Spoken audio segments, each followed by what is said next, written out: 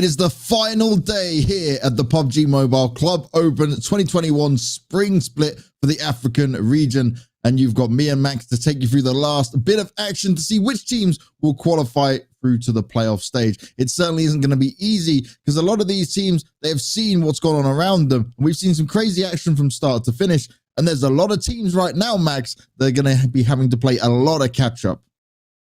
Quite a lot of them indeed, but at least we did talk about this yesterday here, Banks, and we said, but now these teams are actually playing in the last set of games. They know exactly what kind of threshold they should be aiming for. So here, the bare minimum points you should be trying to aim for is 77 points. Of course, you can expect a little bit of movement because so far, those 77 points are held down by a team called CE Sports that are currently in 16th. So you can expect that to fluctuate and move all over the place a little bit, but at least you know the bare minimum is going to be around the 80-point threshold. So teams are down below, such as Eraser Crew, Alpha Pack, Pain, we're looking out for those guys to potentially get that close and try and contest it. But today's going to be a really intense game, and games and day in general overall is going to be real complex for a lot of these teams. So I'm looking out to see if they can deal with the pressure, and if they can do so, I'm sure we'll see a lot of those teams make into the finals. But now when you're talking about, right, that pressure is a little bit less for these teams, but still very high because of what it can equal, what it can opportunity arises for these guys, right? Because the number of points they know they need to get further up, okay, they understand it, but they've still got to fight against other teams in the lobby. And when you're looking at this, okay, there's a good amount of teams here within the last 16 that are playing out across these 2 days that are already in the top 16. But like you mentioned, some of them have got to be able to hold on to that spot. Now, you know, Mamba, our good friend, the man from 4KT, the manager, he's been helping us out. He's been talking to us about the region. And not only do we learn from the games, but we're learning from you guys talking to us a lot here. He was looking at the numbers and he was like, okay, they need to be on about 84 if they want to feel safe. But even that doesn't guarantee it for some of these teams. When you look down the numbers, you're like, okay, they could get this, but they'd have to have some really standout games for it. So there's a lot of teams we've got to keep our eyes on when it comes to this. And there's other teams that we know are just going to provide the entertainment and the ownage that we've seen from start to finish. The first one I think about of this is Gamers Unite Nation, right? These guys came out and they were looking so good. When we saw them last time, it was just like, oh, it's gun. Oh, it's gun again. And gun pulling. Like, they were just incredible. They gave us so many incredible moments, so many solid plays as a team. But right now, they're probably looking at that and going, I want that number one spot, you know? That we want to look at that number one spot. Yeah, they would need 60 points to be up there. So it is possible. We've seen many teams hit 50, 60, 70 points, potentially even in one day. So it is 100% possible. And I just saw the Twitter. I think we've both seen it, Banks. They're ready to get hyper in today's games. So they are fully prepared for today and try and snatch away that number one spot away from Temper. And there are so many teams that here you said are going to be providing so much good games today. We had some wild action, some wide circles throughout the entirety of this group stage. And I think that here, coming into this final day, we're going to have some big shifts to our gameplay because it came down to also what happened yesterday was Nexus in a way. Nexus, they shifted their playstyle completely, started playing a lot more aggressive, rotating a lot quicker, and they took a win, their very first win of the tournament, and yet they did not qualify. So I am expecting something pretty similar to happen today in the sense that teams that are already far behind, such as maybe the Gazi squads, the Bope, Greedy 4 Kills, Fallen 5, Saint. So unfortunately, they're in a point where it's almost not possible for them to make it back in top 16. But they're not going to go down without a fight. And I think that's the fun part too, is they're going to try and get as many frags as possible. They're going to try and take down some teams and maybe along the way, shatter a few dreams of these teams that are trying to qualify and take them down. So that you might see a few teams be a little bit annoyed, but it is something that could happen and you've got to keep on thinking about. We're going to take a look at the schedule and see what is going to happen across the day. It is our normal 4 games we have each and every day, but this time it is the final 4 games of the group stage, and it is B and C that get to try and make their dreams come true. It's Erangel, Sanhok, Miramar, and then Erangel all over again. And for that, we need to go look at the killing system, right? And how these points can all come into place, because placements do equals points, but they don't necessarily mean a big win in there because the kill points can be so vital. And we've had a couple of teams now, Max, try and get incredible numbers in there. We've seen 19, we've seen 20 kill points on top of good placements as well, but it is not that easy as it sounds to get. Yeah, those 2 games actually was 20 kills and 19 kills by the same team. Just as a point of reference, both by Influence, Rage, Africa. Those guys have been popping off. They're not playing today, so no wild big 20-point bombs today. Or maybe, or unless we do not know. It could be happening. It would be fun to see. But overall, yeah, the kill points, we've seen it many times, are definitely going to be coming into play. But we're in a situation where I think is good once again to explain what happens in the case where you have 2 teams with equal points. In priority, it'll be the number of chicken dinners, followed up with the positioning points total, and then followed up with the kill points. So that means that here you should be focusing, if you are getting very close to a team, positioning points are a little bit more valuable for the reason that if you are on an equal standings, you are going to be putting beforehand number of chicken dinners and also the number of positioning points. So just got to keep in mind, kills are still really important to be able to get ahead. But in this situation that could be happening today with a lot of those teams towards that 60th position, chicken dinners and positioning points are going to have that little bit of extra priority in case you do get really close. Now, when we talk about getting close, we're going to look at the rankings and see how close some of these teams are. Because one thing you're going to notice within this top 16, there are only a few teams that are currently playing today that currently sit within it. It's Gamers Unite Nations, it's C Esports, Undisputed African Esports, KHK, Drogans, and the Art of Killing Esports. Now, for me, when you look at it, right, there's some that are very safe with it. Gamers Unite up there already, a ton of points. Look, they're very comfortable, 109. Anything they get from here is great. The same for Art of Killing Esports. But for some of the other names I mentioned, they've still got a bit of work to do. Drogans, right? They impressed us on the last time they played. They stepped up and actually found themselves within this position, but it was KHK. Okay, you're in it right now, but they cannot afford to have so many games where they were taken down very early on like last time. We were seeing them even be able to try and get further up in the placements, but then they weren't getting the kills alongside it. So although they impressed us on the opening days, the last time we saw them wasn't the best performance out of them, and they are supposed to be one of the stronger teams within the region, so it needs to be a complete mental reset and full focus for today to ensure that no one else can overtake them. Like you mentioned, the 80-point mark, they should be pretty fine, but nothing is ever guaranteed. Yeah, it's going to be really complicated, and I love the fact you mentioned KHK Esport here, because we've seen two types of teams going into this event. The likes of KHK that kicked off really strong and then they just kind of fizzled out and went into oblivion. We haven't seen too much of KHK since their first day of action. And then you have these other teams like C Esports, for example, that started off on a really bad foot, I would even say, and have been able to improve, especially for C Esports on their rotational path, and able to now make it very close to KHK and might be able to overtake them. They're both going to be playing in this lobby today, so there might be a little bit of point of contention. But overall, I think that here we're seeing some teams that were starting really badly and that now improved to such a point where they made it back up there. A few good examples, I would say, would be Existence. We would critique that team quite a few times, that they did not find the great opportunities. Same for Spazza 6. They disappeared for their second day, and third day they came in with two third positions. On top of that, there was also a chicken dinner, so that was mind-boggling from Spazza 6. So overall, the teams that did start off on a bad foot but were able to improve over time deserve their spot in the top 16. But now we got to make it over to the bottom side of the page here, Banks, and see where the teams that are struggling are going to be standing. Team BBC, they already played all their games, so they are already out, but that means you need to be able to overtake that 65-point threshold currently. And teams that are playing today that I'm looking out for is going to be Eraser Crew. So they showed that they could get really close to a chicken dinner, but if you have a storm in the lobby, that is not going to be possible. So Racer Crew here got to be a little bit careful, got to get their eyes on the prize and maybe secure themselves a win or at least some top threes, because the Racer Crew showed they can do it, but they must not lose focus as the game goes on. And we also got to look, right, when we come down this, is a team like New Team. At times, we've seen some really great plays from them. Certainly a team that we need to look out for here. But now it's do or die. And at least they've got a reference of the points they should need to try and get here to find success. You're looking at maybe like 30 to 40 points is what they're going to try and achieve in a day like today.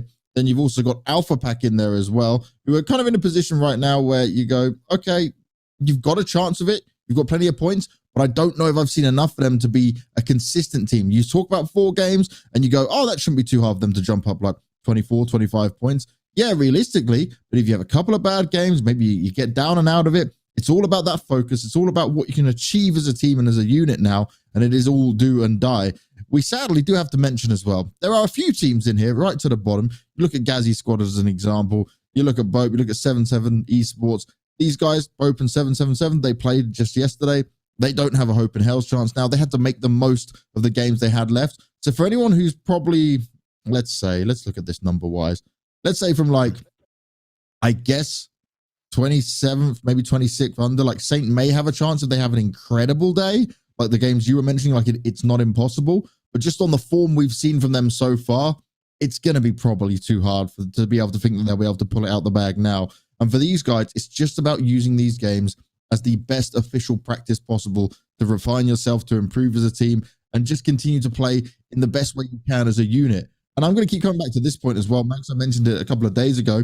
But teams now that may be looking at this and go, oh, okay, we didn't get that far. We didn't get a chance to make it out of groups. Okay, it can happen.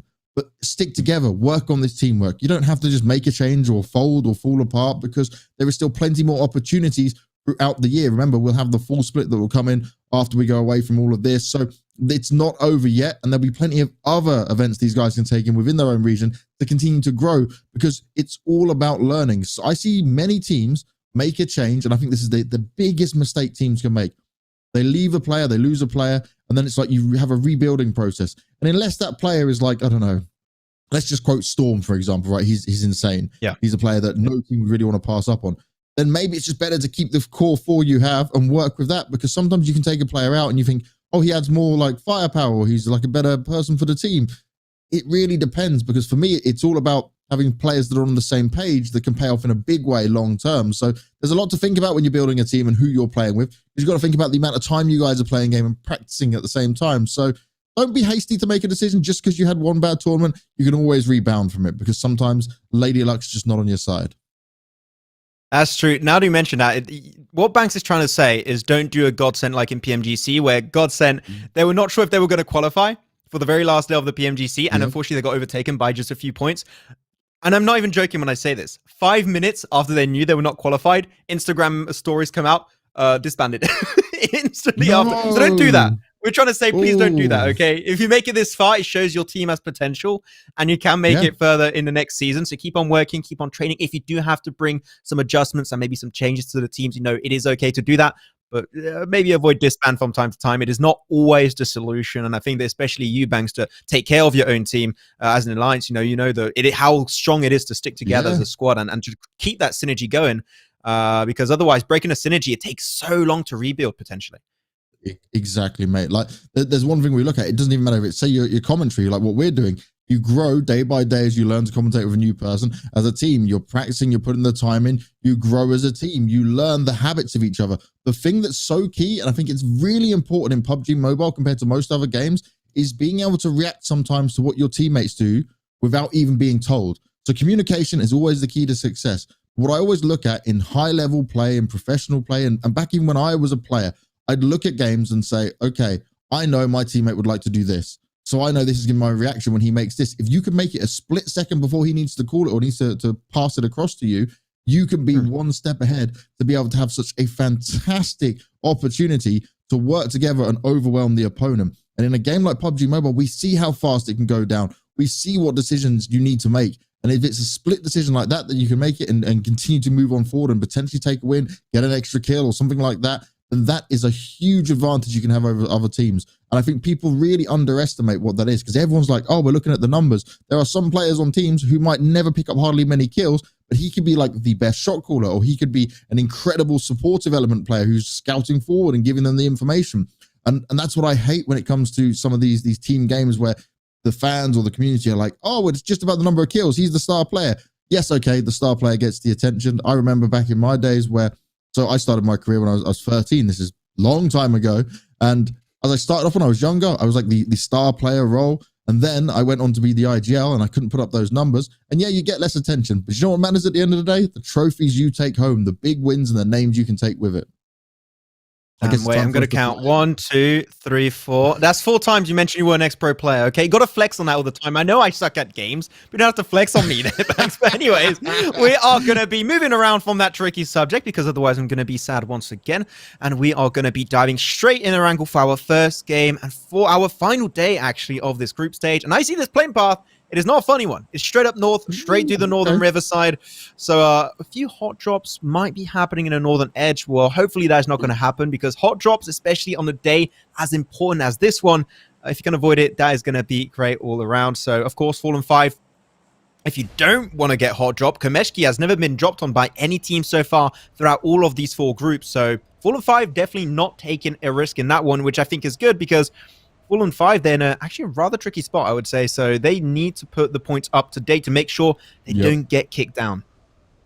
Yeah, it's only KHK going to be similarly close to them as well, so it's not going to be the end of the world. Then we've got the Ghazi squad not too far away as well. So they should be in a nice spot there. They know it's empty. They know it's not contested. But I'm going to come back to a point, Max. And I'm not going to just mention that I was an ex-pro again. I'm just trying to say, I'm trying to hold some weight to these guys in chat, right? So they can learn and listen a little bit.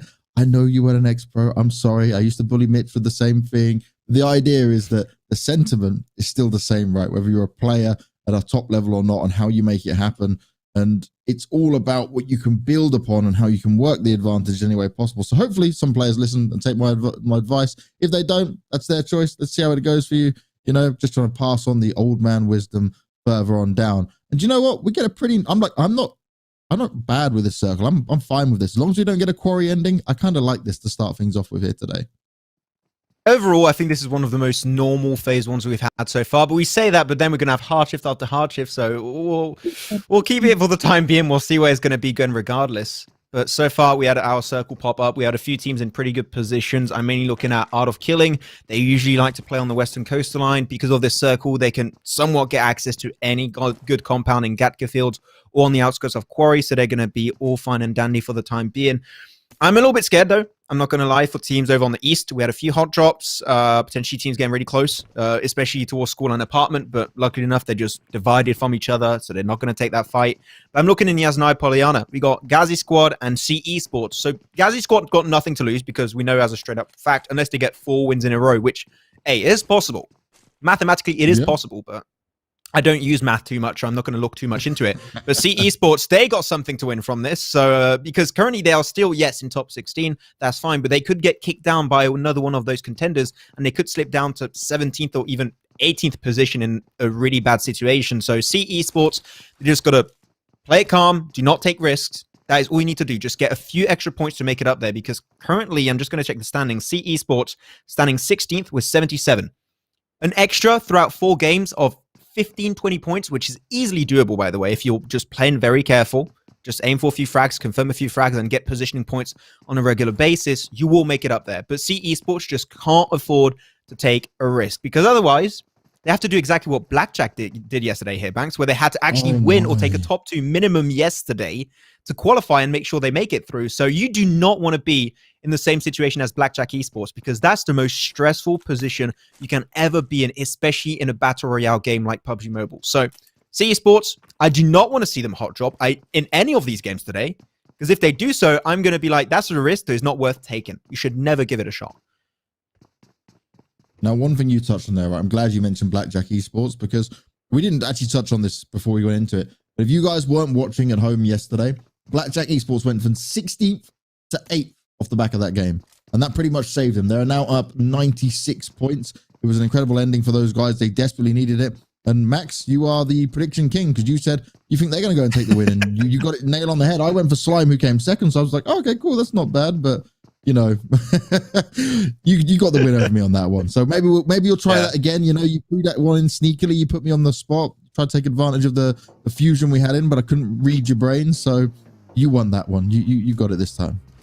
I had a reason why, though, because I knew that they had to win if they wanted to qualify. So, like, purely off the fact that they had to try and put their best game forward, I was like, I know they're going to try hard the most in that game, so I'm going to say they're going to win. That's the reason why, because I knew they were going to really, really try hard their most. So I kind of expected them to at least get a really good game minimum, but that's why I put my odds on them, because I thought it did make sense. Okay, I'm like, math is not good.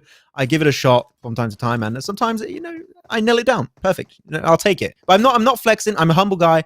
I'm not going to do it, because otherwise Banks, he's got the guns and I'm scared. So it's cool. It's okay. I'm fine. Yeah, but I'm going to take your logic from you there. And you said, like, oh, they knew it was do or die, so they like tried, right? They had to bring their A game out. You should have been bringing your A game out from every single game. Like, it should be 100% focused. You got 4 games each day that you play, right? When it's your group's time, you need to shine. You need to make it happen. You shouldn't put yourself in that much of a stressful situation that it comes down to the final game.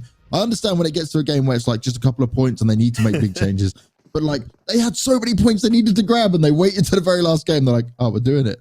So fair play to them. They did get it done, but boy, I would not want to be as stressed as they were, and their management probably watching going, are we going to do it? Oh, nearly. Did we get enough kills? Oh, it's close. But yeah, they saved the day. They got themselves done. And now it's the same story for all these teams. And Saint, who we're looking at right now, well, they did change up their play style, didn't they? A lot when we last saw them. Yeah. They started to get more aggressive and started to take fights. But they were fighting, and we were impressed with the fighting. I remember the nades going up into compounds. They were bouncing off walls. They were finding knocks. but they still weren't able to get a huge amount of placement points. Right now, they sit down in 26th overall. They got 37 points. I don't think they're going to be able to make it, but they could have one of them incredible days. It really does depend on this first game for me and see what they bring. Maybe they continue the aggression we saw from last time, whether they can really make it work or not. Yeah, I agree. Overall, they are a team that have been able to improve heavily. I think that scouting is still their little bit of an issue. Their dark spot in a way where they do tend to not execute too well. They do go for compound sometimes and fight really well, but they're just not prepared mentally for the fight because they just don't know a team is in a specific position or on the mountaintop. I'll go back once again to that Sunhawk game that we will remember when 777 and also Saint just went uphill and just got obliterated because they had no intention of scouting. So unfortunately, by not scouting, you are causing yourself quite a big level of hurt. So hopefully, saying even if they do not make it through, hopefully they do. I do wish them all the luck possible in these games. You're gonna have to have a pretty big change in terms of especially IGLing. I think that's where the main issue is. But overall, they are a team that proved that they have the mentality to become a semi-pro/pro team. So I think that overall, I would like to see a lot more of them in the future. But KHK, a team that now going into the future is looking worse and worse. Unfortunately, KHK. Okay, that was actually a bit mean. You know what? It is true. They are still a team that has delivered. I know I got to be from time to time, but KHK, their team that they started really strong and they did fall off a little bit. They are still in a position where, sure, they could very, very easily qualify. You're seeing them right now, KHK, 15th position, but very similar to C Esports, in a spot where teams down below could overtake that position and just barely kick them down in game 3, game 4, that could be. So they're a team that, just like C Esports, should adapt to a specific playstyle, which is do not take risks. You see a team, do not try and breach it unless the circle forces you to do so. And even then, if you can avoid it, that's an extra plus. If you avoid fights, that's the reason why Blackjack Esports were able to win yesterday. So they should be in the exact same mindset, exact same mentality to play things very cautiously, take your time, and look for as best opportunities as possible. And if they do that, I think they usually should be good because they still got 4 games to play. They're in 15th position. They're looking very comfortable. But that's the thing. They see him, and then you just do not expect it. And then boom, a team from down below overtakes that position, and C Esports overtakes your own spot. And then it's done. You're out of the top 16 and you're 17th, 18th, and your hopes and dreams are shattered. So very similar. I'm hoping to see them play very passive. I do not want to see them get involved in the kill feed early on. If they do, I'm going to be a little bit annoyed because there's no reason for that to happen. But with that said, I'm also going to be happy, though, for Phase 2 Circle is going to be popping up very, very soon. So we'll see the teams are starting to kick those rotations into gear. Undisputed African Esports, a team that initially were in that number 1 position. They got himself 3 top 2s in a row, 2 of those being actually a chicken dinner, which was fantastic. So we'll see if they can try and contest again with number 1. But here you go. The circle goes back down south. Still a little bit of water. But the quarry finish you said you did not want, Banks, is still there. It could still be possible. Oh man, I'm not a fan of a quarry finish, but we'll have to wait and see how it goes. We know how the crazy circles can come into fruition, and when I seem to talk about circles, I seem to not get what I want here. What might be happening though is Saint finding themselves under fire early on. Snowyx did a lot of damage. Yumi, she's scouting around alongside him. Ellie's taking some extra shots as well. Nice amount of damage to be done, but that might be too far for Ellie to find himself another knock going forward. At least if he gets the knock, he might not be able to get it done.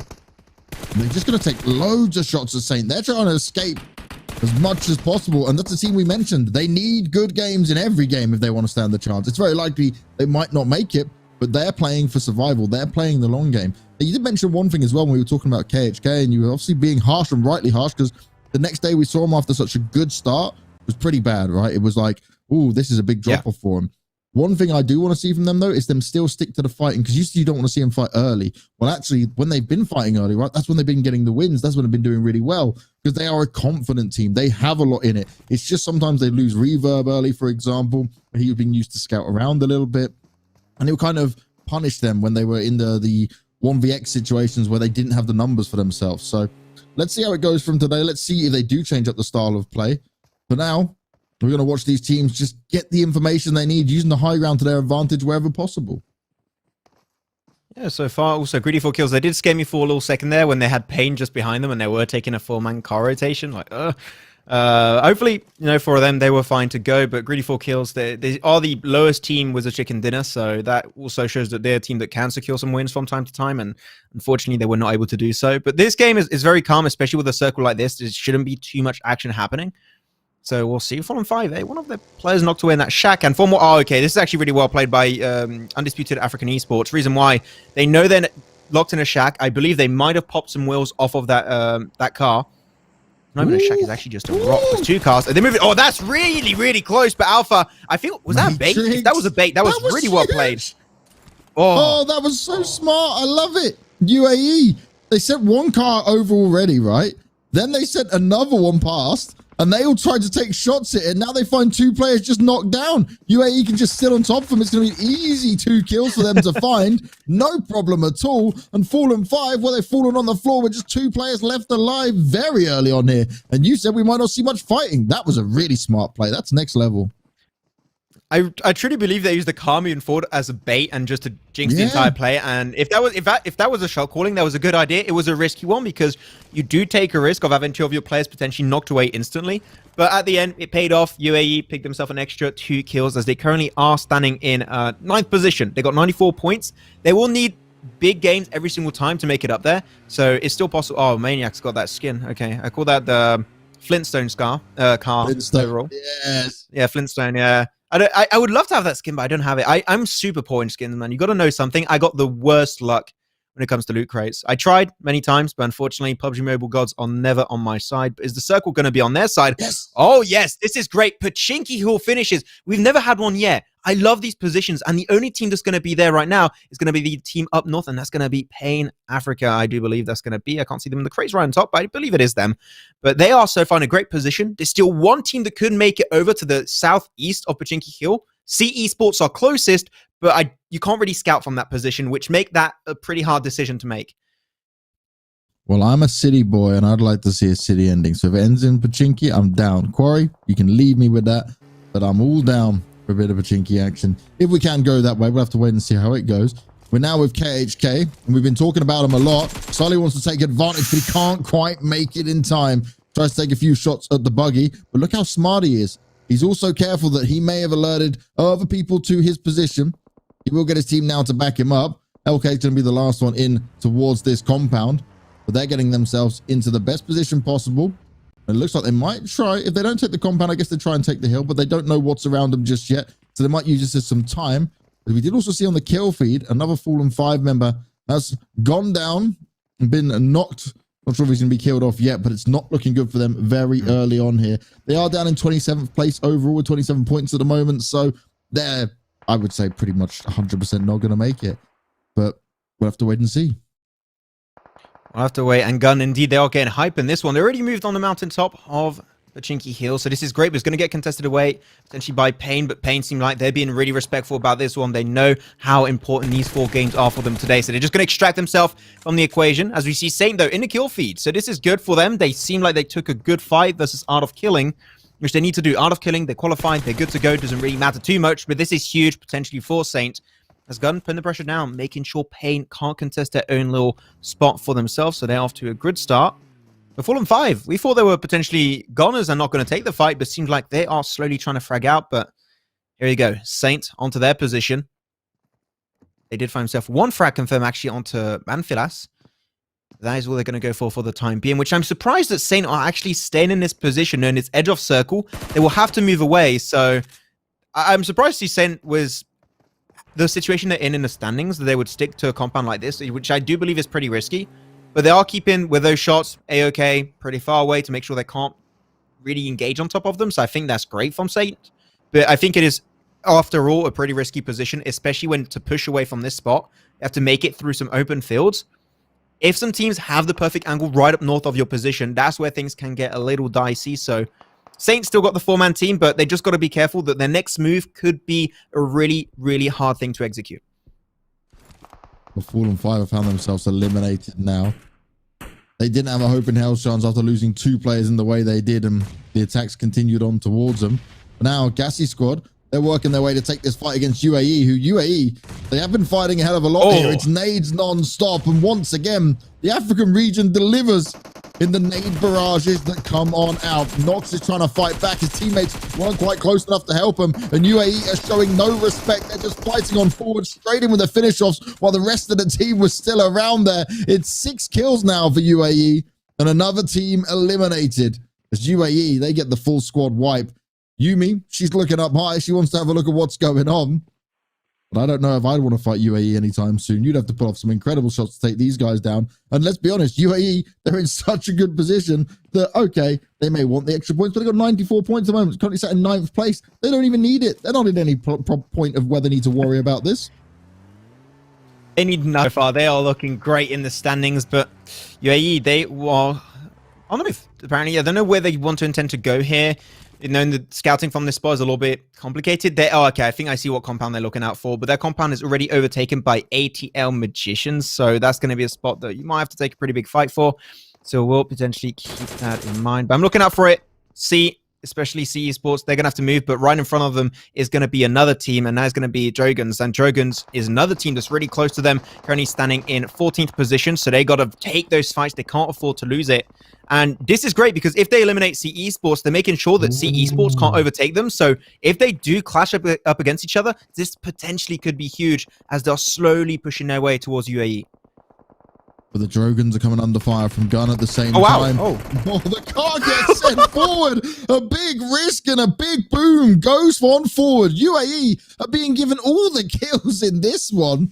That is not an easy kill to make, right? When you got a car running at you, they still went for it. But, phew, I don't know what they expected to happen there. Was it AP that sent that forward? Yeah, I fell in on APX. That's the definition of YOLO if I've ever seen it. That is just an attempt in vain. That's never going to work out. But Dragons, they lost one player. That was Nero. Unfortunately, Nero, the clutch got over there, so he's going to be taken out.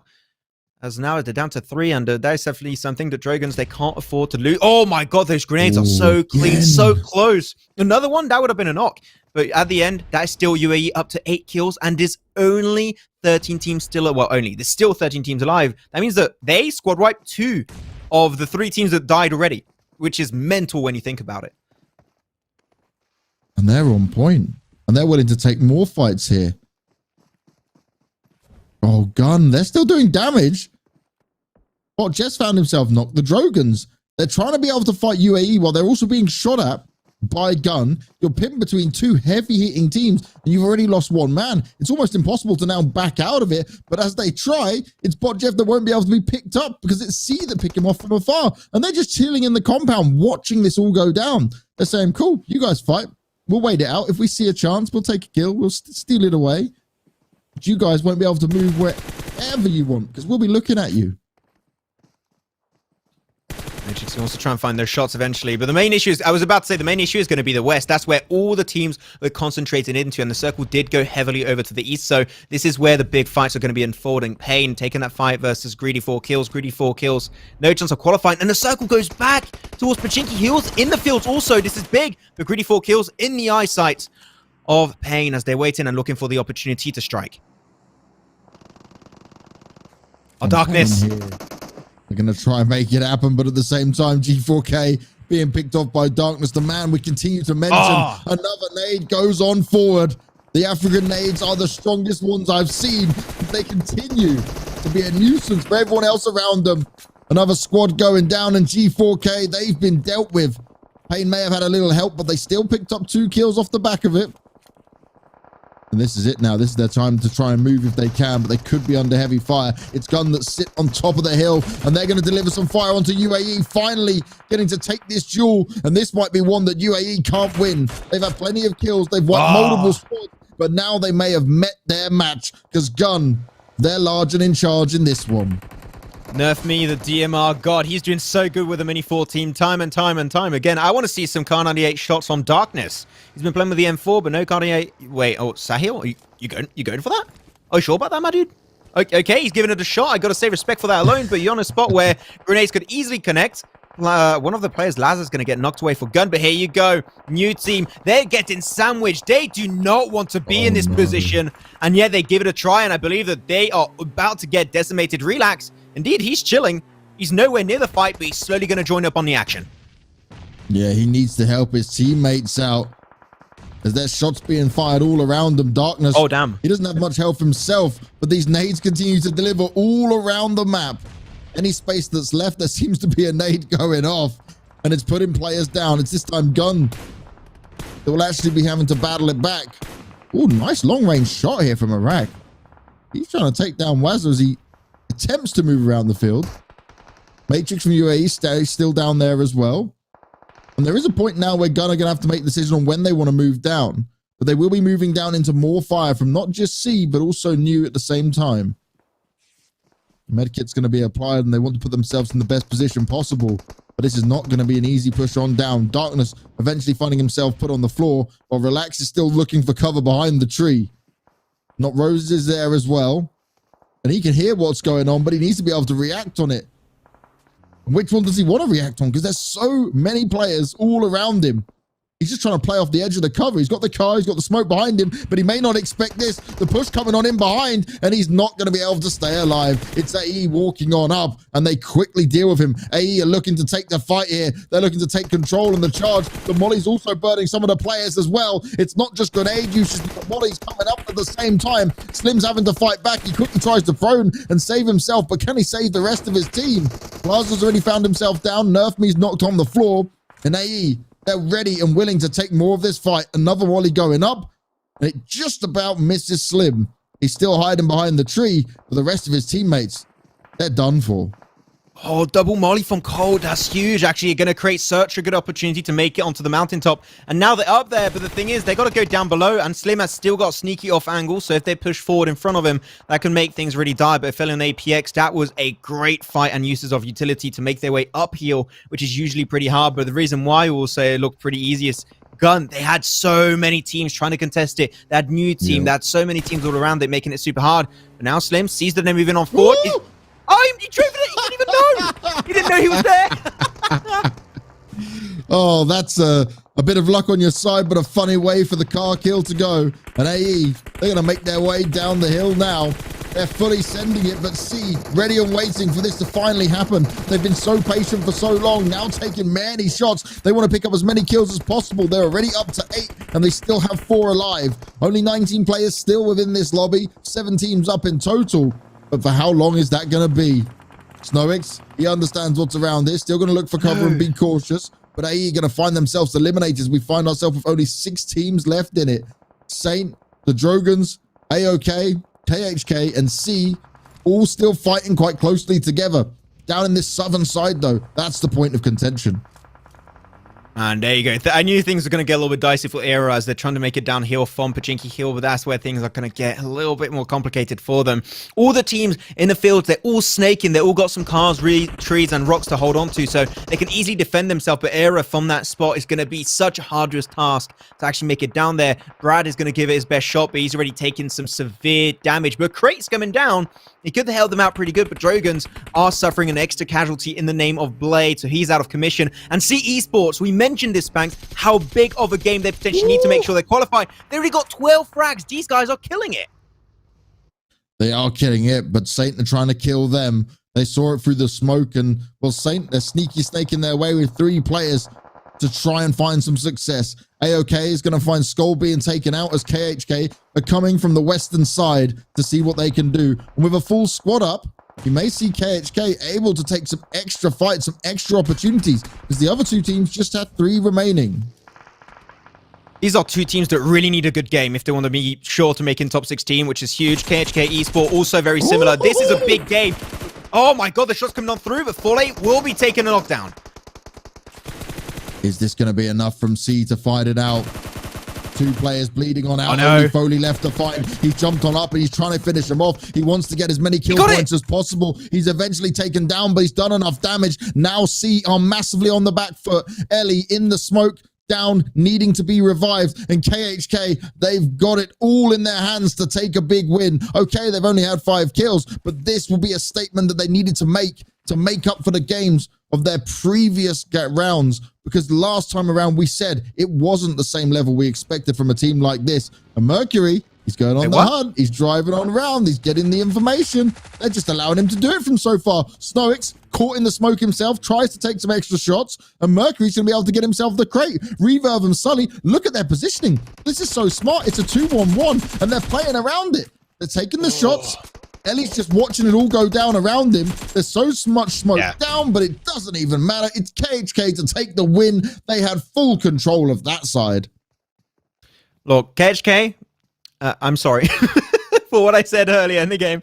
You guys are the kings. You take the win. GG, well played. Okay, fair enough. You've proven my point wrong. That is fine. But KHK, they take a win they desperately needed. They were 15th position, was 80 points. This game alone is going to rack them up so many extra points on top of it. It's going to be a total of 6 points. So that's going to be 21. So they are up to now 9. Wait, just give me a second. I know I'm very slow.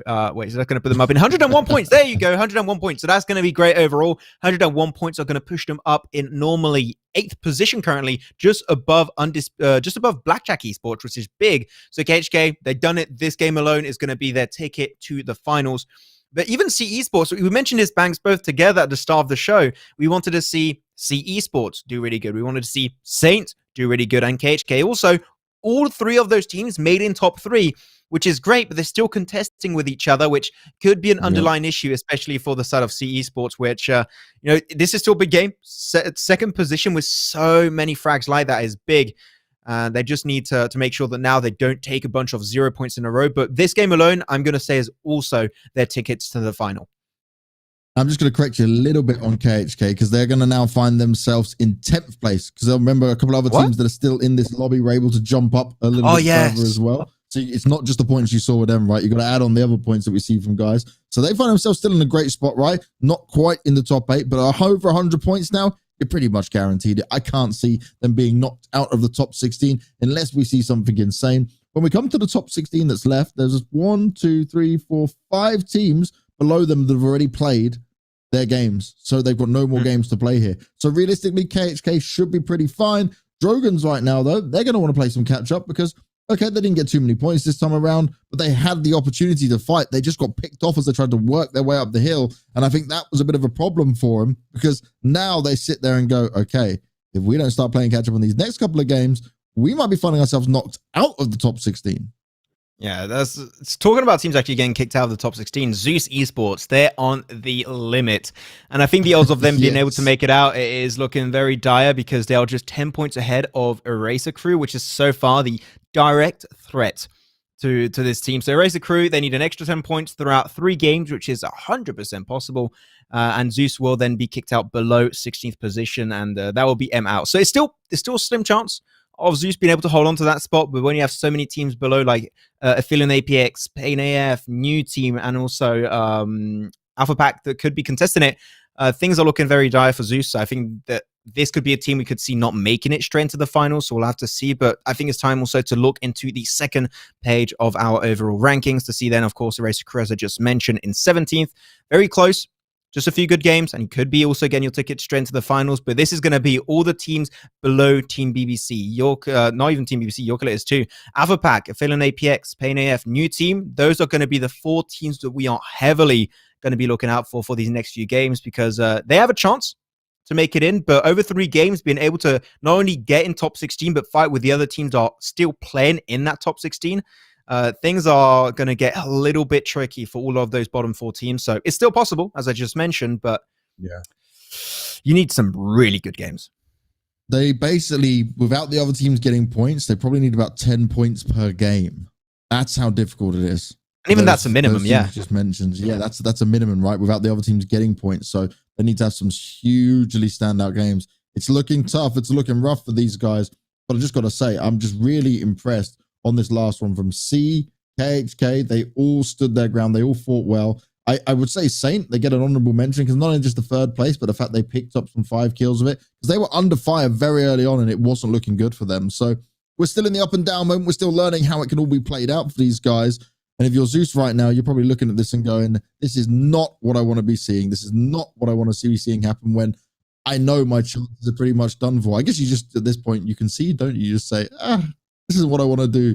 But what they may want to do, and we've got to keep mentioning it, is they may want to grab themselves a new smartphone because it's the Reno 5G, born to win. It's the coming Oppo Reno 5 series that is the official designated smartphone of PUBG Mobile Middle East and African esports for 2021. Equipped with excellent hardware and software for gaming, this device should always be your lift to the upgraded fun and enjoyment on the battlefield. And some of these players, well, they may not be enjoying the situation they're in right now, but that can quickly change across multiple games. And we still got 3 more to go. But it's crazy, Max, right? When we've already played 1 game and your 4 seems like a great number, then you look at 3 and you divide up the points these guys need and you start to think, oh, you didn't get enough on game 1. I don't fancy your chances. Like, we've seen many incredible games in PUBG Mobile where a team can have a standout game where it's like 25, 30 points, sure. But we haven't seen it so far within any of these lobbies. We kind of know what these guys are going to deliver. So now's your time, boys. Come on. If you really want it, you got to do it now. Yeah, at the end, every single game where you have a bad performance in this kind of situation, it just increases the average you need to hit per game on the 3 remaining game, then 2 games, then 1 games. Blackjack, they did that, and they had to get a big game on game 4, and they were able to do so. But the odds of that happening, gotta say, are very slim. It's super, super hard to execute, especially with the pressure on top of your shoulders. It's really hard. That small.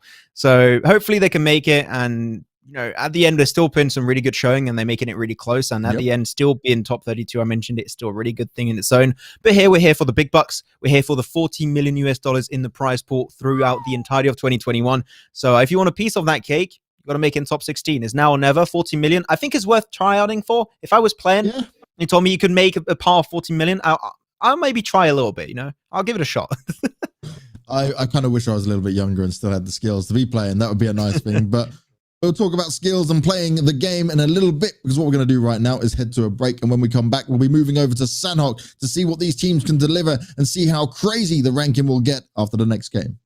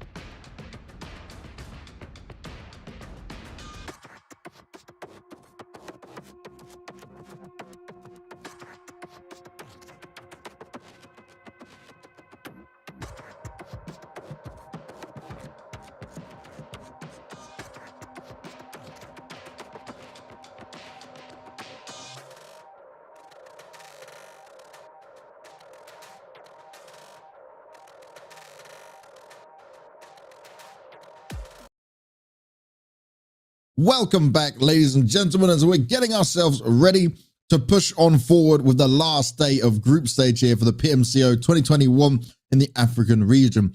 It has been fun opening game that we got to see. Bit more of a normal circle, wasn't too crazy, but it was one that we get to see the teams really try and fight it out, grab some last minute points, and we start to understand, Max, how things are going to go potentially from here on out, because it's really getting to those last games where everything matters. And I'm going to come back to it. Some of these guys need to make a change up if they want to have a chance of qualifying. Overall, I think that a team that did really good, and we talked about this a little bit on the pre-show of today's stream.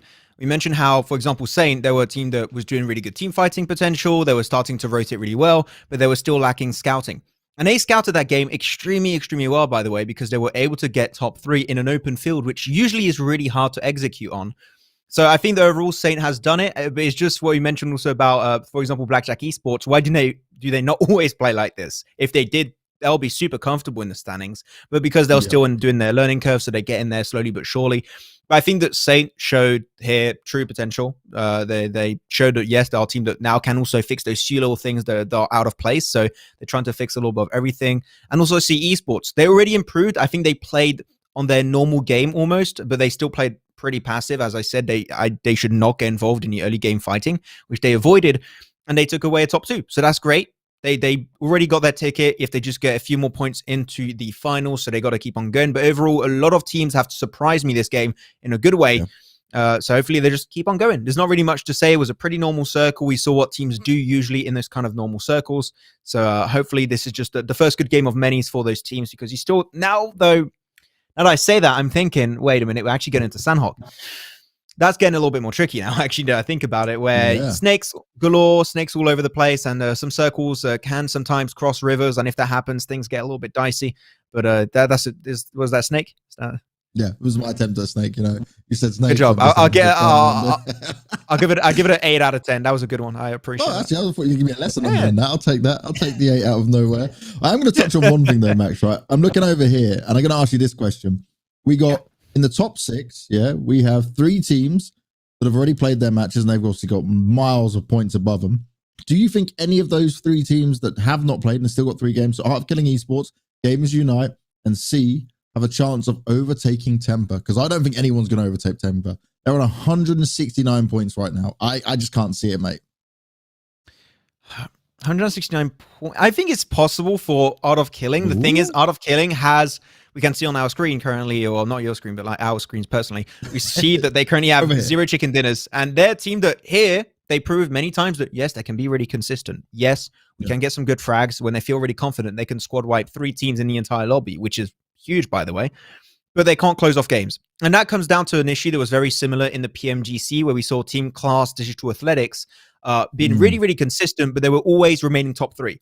If you want to move away from a spot like 3rd position and contest with top 2, top 1, what you have to do is secure those games. 2nd position is fine too, but most of the time we want to try and at least get a win or 2. And those chicken dinners are what allow you to move different ranks higher up. Being consistent keeps your position under control. Winning games allows you to climb higher. So here, if you want to see Art of Killing Esports make it, which they can overtake Tempo, in my opinion, they need to close off games. They need to wrap it up in a good fashion and get some big points too. Not only just to win, but get a lot of kills on top of it. Because if they do that, they could get maybe a 20 kill bomb, just like Influence Rage Africa, and climb an extra 35 points, which is possible. They proved that they have the team fighting capabilities, but the moment they get in those final circles, they kind of crumble apart. So here, Art of Killing, yes, they can make it, but for that to happen, I'm going to say they need to take a win. Hopefully now. That would be great. Do you think they're going to do it though? Come on, you skated around the question. You gave the perfect analysis. I'm all down for that. But you did not tell me, Max, if you think it's possible, if they're going to do it or not. Okay, I'm going to tell you, they're not going to win this game. They're going to win Miramar. There you go. Ooh, Miramar, they win my map. Okay, I like it. So they've got a chance if they can win Miramar. We'll have to see if they can get it done. We'll have to see if they can jump across and see if they can beat Temper out on the standings. But again, the standings, right? It's more of just the glory points when it comes to it. As long as you're in the top 16, you move on forward. It all resets and you get a chance to go on and get that glory in another tougher lobby. And that's the thing you got to look at, right? The next week, and they get a few days break. Thank God they get a few days break to not only just reset, but also prepare for this new lobby, because then they can do the real VOD review, right? They can look back at all of it and they can say, "Oh, this is what these teams do." And what we'll get is a bit more what I say. We talk about consistency and points, but the teams then get consistency because they get to see, okay, this is generally going to be the drop zone. This is how these teams play, and they then just have to do the best across the opening days to say, playoffs, it's all or nothing. You cannot be going down early on and try and climb back up because you're fighting against the same teams, the same players every single time. Do your homework, do your research, get yourself prepared, and understand that maybe you don't want to take your usual spot. Maybe you just give it up. Maybe you fight for only on day one. Maybe you then say, okay, they won it this time. They can just keep it from here on out. We'll learn a lot when it comes to it. We've got to get there first. And we're not too far away from getting in the plane and taking our drop into Sandhawk. And Sandhawk, it doesn't give us too many crazy circles, right? It gives us just a normal mode of understanding, okay, we're going to see it here, here, or here. But in general, like you say, you get the trifecta. We like to see it. It's where everything is included. No one really struggles on it. But you also mentioned the fact that we get the sneaky snake moments. I just remember the amazing game that what we had was where they were all playing it out. You said they could go for the perfect compound. They didn't because they were still willing to fight for it. And I want to see some of these teams that are far behind who still have the chance to qualify fight tooth and nail now. Because this is a map where you can get away with fighting quite comfortably. So let's get into it. Let's see what's going to be happening with Sandhawk. Let's see this plane fly across and let's see what madness unfolds. Oh man, I'm hyped up for this one. This is going to be amazing. Hopefully coming in from the east to the west towards Tambang for the finishing moment. But of course, as I always say, nobody cares about the plane path on Sandhawk. So these teams can easily get to wherever the hell they want. And things should be interesting. But because this is such an important day, are we going to have some team fights at bootcamp? I hope so, just for entertainment value. That would be great. But for competitive value, I guess I would say, maybe, I don't know, just for these teams to make it to the next stage, I would avoid it if possible, unless you're one of the few top teams that are fighting maybe for top one and you want to try and test your limits and see what you can do under pressure. That could be a fun one. But you know what, one team that has nothing to lose is definitely going to be greedy for kills. They are not making it, but pain for kills, they still pain for kills, what am I saying? No, pain. They still need to get some good games potentially in, so they're going to have to take that fight. It was a phase 1 circle that is great. So with this kind of circle, the trifecta is really valuable, but no one drops there. It's uncontested. No one's going to be there. Everyone is very spread away from each other, and that alone shows to me that a lot of these teams actually might have made their homework, but the fight is about to break out in bootcamp. And who's going to win it out early on? G4K already with a knocked player, and they do love to fight. We've seen him fight not just this team here. We've seen him fight multiple teams. I'm trying to remember which one it was that actually had to go up against, but they don't really catch a break like this. Beast is being careful because he hears the footsteps. He knows he wants to try and revive his teammate, but at what cost? He has managed to get it done, but there's potential for his teammate to go down. And El Chapo, well, he's got the information. One wrong move and he might be able to take the fight. Oh, he jumps out at the right time. Beautiful teamwork, and they straight up dominate him. T4K potentially to be eliminated if they can't fight back. Beast is going to give his best effort in here, and he's not going for the wipe straight away. He knows that he wants to try and play this smart. He doesn't want to get pushed. Oh, they run past him. They're shooting through the door. The bullets are spraying around it. They're opening and closing it. They will take down El Chapo. They will fight back with some of these numbers. And right now, this isn't benefiting either side. Yes, you get a couple of kill points, sure, but both of them are going to be limping throughout the rest of this game.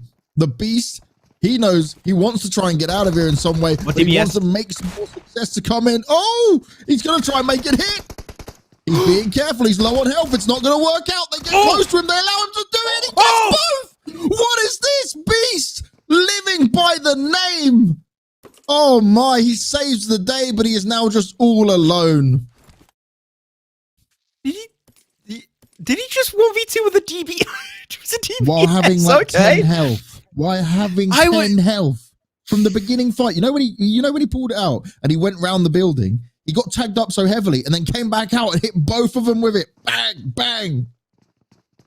Oh, I'm surprised, especially from G4K, greedy for kills. They must have heard that shotgun shot because the DBS has a very distinct sound. You know, it's very, very dry. You know what a DBS sounds like. And if I were them, I know, okay, he's got the DBS in hand. I'm going to try and move away and get an off angle to maybe kill him, not get close. And they rushed him melee. So they were kind of asking for it too. But overall, the Beast, as you said, being the Beast of bootcamp in this game, and he takes the 1v2 clutch. That was fantastic and needed too, Banks, right? Because they are a team that need a big game. Unfortunately, sure, they take the win. That's great. We're hyping it up for the Beast. That's amazing. But they're down to a one-man player on Sandhawk. I think that goes without saying that things are not looking great for their chances of taking it towards top 3. Even top 5 is going to be risky, but it is Sanhok. Snakes can still, and I've seen it happen time and time again, one-person teams can steal games on Sanhok. But for that to happen, you got to be so proactive without getting detected by teams around you, and that is where things get super tricky. So the Beast can still keep his hope of his team alive. That's minimum of 4 points coming their way off of that fight. But unfortunately for them, now getting in those circles is going to be very, very complicated because they are truly lacking firepower as being a one-man team. And it is also now the sweatiest situation for the Beast because you are scared of everything going on around you. You are alone. You're going to try and survive as long as possible and push on forward. But every noise you hear, every step you make, you start to concern yourself about what's going on around you. I certainly wouldn't want to deal with it either. For Greedy for Kills, though, yeah, they are down in 28th place at the moment for 24 points. So they don't really have a hope in hell's chance, to be honest. So it's one of those things where they'll just go, okay, this is just it. This is the hand we're dealt. This is what we're going to do. Again, it's making the best out of these situations. It's continuing to use these games in whatever way you can. Saint, they did pull off a pretty good game to open things up with here on a wrangle. Third place is what they managed to pull off. Reyes, he's taking a few shots early on as he watches them go by. Fallen 5 did not have a good start to a wrangle. Can they get off to a better one here? Rye's going to find himself being put on the floor. And Eraser are another team that we need to look out for today. They're currently sat in 17th place. They need all the points they can get. Impulse able to fire back, and the Fallen 5, well, they fell early on last time around. Kills going back out towards them. And Eraser, they're going to keep themselves in the advantage, at least now to the 3v3. Losing one player is not the end of the world. Okay, it does mean you're slightly struggling. Everyone's here. What is going on? The U-turn for They heard the shots and they just came up. They wanted for more kills, and we know KHK are hungry for this, but it's Reverb that goes down early on. That's not what they want, but Eraser, remember, they were already down one player. They've already taken a fight. They're all being eliminated on the sidelines by the looks of it. What is going on? As you mentioned, 17th position for Eraser Crew. This would be devastating for them to lose this fight. And in the background, Fallen 5, a team that need all the points they can get. They're like, this is great. We can third party, but they're not ready because KHK, they're still up as a full team. They got Reverb back on his feet. They are not ready for what's about to come. They are definitely not ready, and KHK are a heavy-hitting team. Now, Brad may be able to third party a little bit, but does he take that risk? Because now he's the solo player left alive for Eraser. Hits are going to be used here for KHK, but they've got a full 4-man squad up here, and they're fighting the players down below. They've got the high ground advantage, and Fallen 5, Falcon, the in-game leader, he needs to make a decision here. You've already lost one player. If you don't get the knock soon enough, do you really want to fight this for so long? Sully working his way forward, and actually Falcon. So they do seem to want to go for this, but he's going to go and try and take an off angle. Oh, but he's spotted out. It's Reverb to find him, but they're taking damage, and it's Brad. He's come alive. They didn't expect him. Eraser putting the hurt onto KHK. Is this the time that the Fallen 5 can strike on this? KHK may have had the high ground, but they might be losing it all right now. They were unaware. I guess they thought it was a full squad wipe going down on top of the hill that they went and take.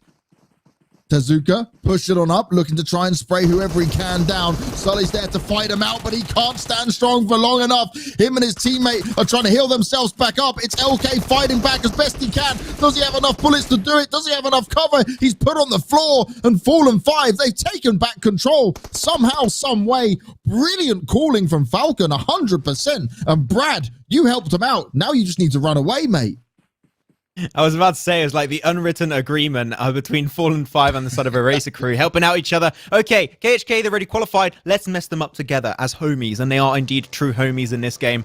And Reverb just going to be solo for KHK. Like, I'll get you back for this one, make it to a compound next to bootcamp, and hold on to that position for the time being. But that was still really well executed. I do believe that there was an instant of regret from Fallen 5 to go on that slope. They understood, oh, we're pinched. We can't engage super easily. We can't disengage, otherwise they're going to shoot us from high above. We're pinned down.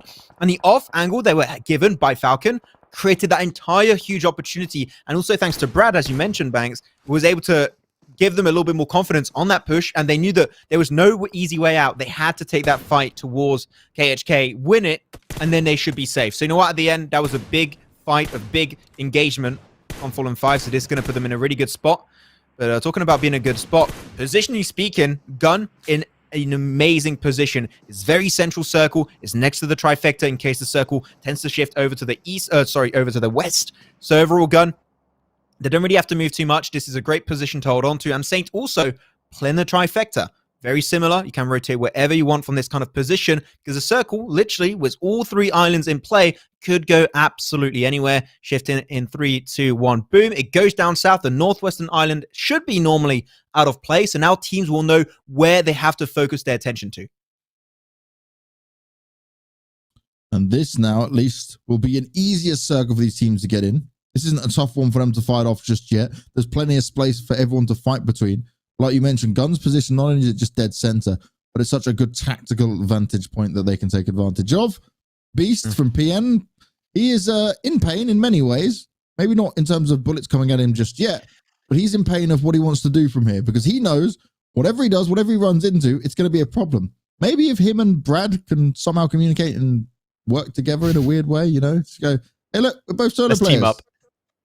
Handshake, let's go. We'll try and make something happen. He's technically, Brad has helped out Fallen 5 because I never expected KHK to be in a situation like that. They ran up the hill, they took the fight, they went down early on, and Fallen 5, they battled back from the low ground of all things. And you can say, yeah, they didn't do it on their own. Brad helped them out, but it was Falcon's positioning, right? The fact that he went to sideswipe them a little bit, that was huge. It was so smart. Big brain players coming out from the IGL. And the team fully believed in it. They got the job done with 3 kills now to their name. Still 3 players alive, which is respectable for this point, considering the fights you have taken. You didn't just fight one team, you fought 2. And one of them being KHK, who's right up there in the rankings. Things are getting a little bit calmer now. The early fights, they happened. You know what? Fair. Oh, no. Okay. I take it back. We're in Painan. UAE, Undisputed African Esports, still potentially trying to contest as one of those top positions. And in front of them is going to be Ghazi Squad, a team that has nothing to lose. Good rooftop position, by the way, of King. He's got to be a little bit careful because right up northeast of that position, there's a mountain position. So if a team rotating, which could be, by the way, the side of Dragons, it could be also Art of Killing Esports that are coming in hot from the east. They could sometime be contested. So they're just got to keep that in mind that there is a high ground position right behind them. So King's just got to be wary of that. But regardless, if he doesn't get shut down, this is a great advantage point. He spotted one player, the molly coming out to maybe just deny that window from being peeked over. So he's not going to use it. He saw Sahil disengage. Matrix going to do something very similar. But I like what so far Ghazi Squad are doing. They're keeping focus down on UAE and also looking behind them in case a team enters Painan without even alerting them. So they're trying to put their focus all around the place, which I think is great. But when in a position like that, this is UAE trying their best to potentially get a game. They're also going to play it pretty passive. So I would not be surprised to see a knock coming in the next 2 minutes because this fight, these 2 teams have no big reason to go for it because they are not locking points. UAE are super comfortable, and Ghazi Squad, we know they're not going to make it. Yeah, they're just doing the best they can do. And Judy, he comes up with the good shots that's needed. This Matrix is going to be put down, but he won't be able to confirm the kill. Maybe this is a chance where they think they can try and push on it, but you're still going into the unknown of how many players are directly in front of them, where else they could be sat for now. So they're being cautious. Nade's going up and over as well. Falcon has been found. It's Gun in the meantime elsewhere on the map. And that's not what you want to be seeing if you're Fallen 5, sorry, because poor Falcon is sat there now in a position where if he gets confirmed, it's going to be the world of hurt for him and his team. They'll only be down to 2 players in this. And they are still not trying to work their way up. They're down in 27th at the moment. They're outside the point threshold where we think they can even try and make it. They've only got 28. It's all about points of glory while you can. Some nades trying to be used here. Is this Ghazi Squad gearing up for the attack potentially?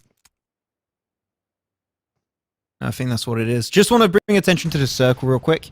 As Painan, dead center. You got some really good compounds on the outskirts, and you can play it pretty good. And I mentioned the mountaintop northeast of Painan itself, so I think that we might be seeing Alpha Pack make it there first, which if that's the case, that'll be great. They're not going to be contested too easily if their scouting is on point. But we're back in this fight in Painan, where it's dead center. You could see some other teams rack on in and potentially third party this entire fight. Also, I gotta say, Judy is scaring me really heavily. Reason why? He's got a gas can right next to him. One good grenade, he takes the grenade damage, and the gas can explodes. That's an instant kill. So, if I were him, I'll pick it up and move it elsewhere, where it's a little bit less risky. He just wants to tempt fate, you know. He likes the risk. He likes living dangerously. And on these peaks, they're dangerous as well. Judy, you've got away with the first one, but now there's 2 players there potentially. Hill wants to jump up while you take an extended fight. You're going to be heavily outnumbered in that one, 2-1. AE are also scouting around now. They might be able to see some of the Ghazi squad players at some point. If they overextend, they jump up high and let themselves be seen. But it's just a face-off, and Sahil, the nade comes out. That's a nice one. Judy taking some extra damage as well. They're having to spend plenty of meds on this. And again, these knocks are kind of not pointless, but they're just like waiting games, right? Because they want to maybe get 2 knocks down before they actually try and take the fight. 1 knock at a time is not going to make you want to rush out and go in straight to them, because they're probably, by the time you've got over there, already been able to get the revive and heal up on. They can still get some pretty big impact because it uses resources in terms of healing. It also hurts heavily your helmet and your vest. So if they were already in a pretty bad shape, you could potentially lose your helmet or your vest entirely off of a few shots coming out. So it's just something to also be very cautious about, because you don't want to take those peaks too heavily if you do have your helmet in a bad spot. You can see as a tier 3 helmet and a tier 3 vest, that helmet's already about 25% damage taken onto it. So if it takes a few more shots, he might be in a really bad spot. So you just got to be cautious. But Judy jumps on down. But especially if Philly on APX, got to be careful. They could be moving on in. And also Reverb. We saw Reverb of KHK Esports. He just entered inside Painan. He's got himself behind a cupboard, I believe, which is great. And he's just going to stay there and chill. But he's only got 5 bandages. Judy, you got to stop peeking. You can't heal up after this. The waiting game and the big risk. All this chip damage, like you mentioned. Taking away the armor, taking away the meds, taking away the supplies. A drawn out fight is who's going to be extinguished first. More shots to be taken. Where are they firing at now? UAE Matrix going to find himself knocked down once again. 2 times he's been put on the floor. Poor guy. He's like, also, the more you get knocked, you bleed a lot faster. That's also something. So you got that extra time factor being added the more you get knocked. So if you can avoid it, that'll be great, especially if it's on the same person. So Matrix, if he gets knocked again, he'll bleed out at, I believe, maybe 4 health per tick, which is really, really fast. So Matrix can't afford to get knocked anymore.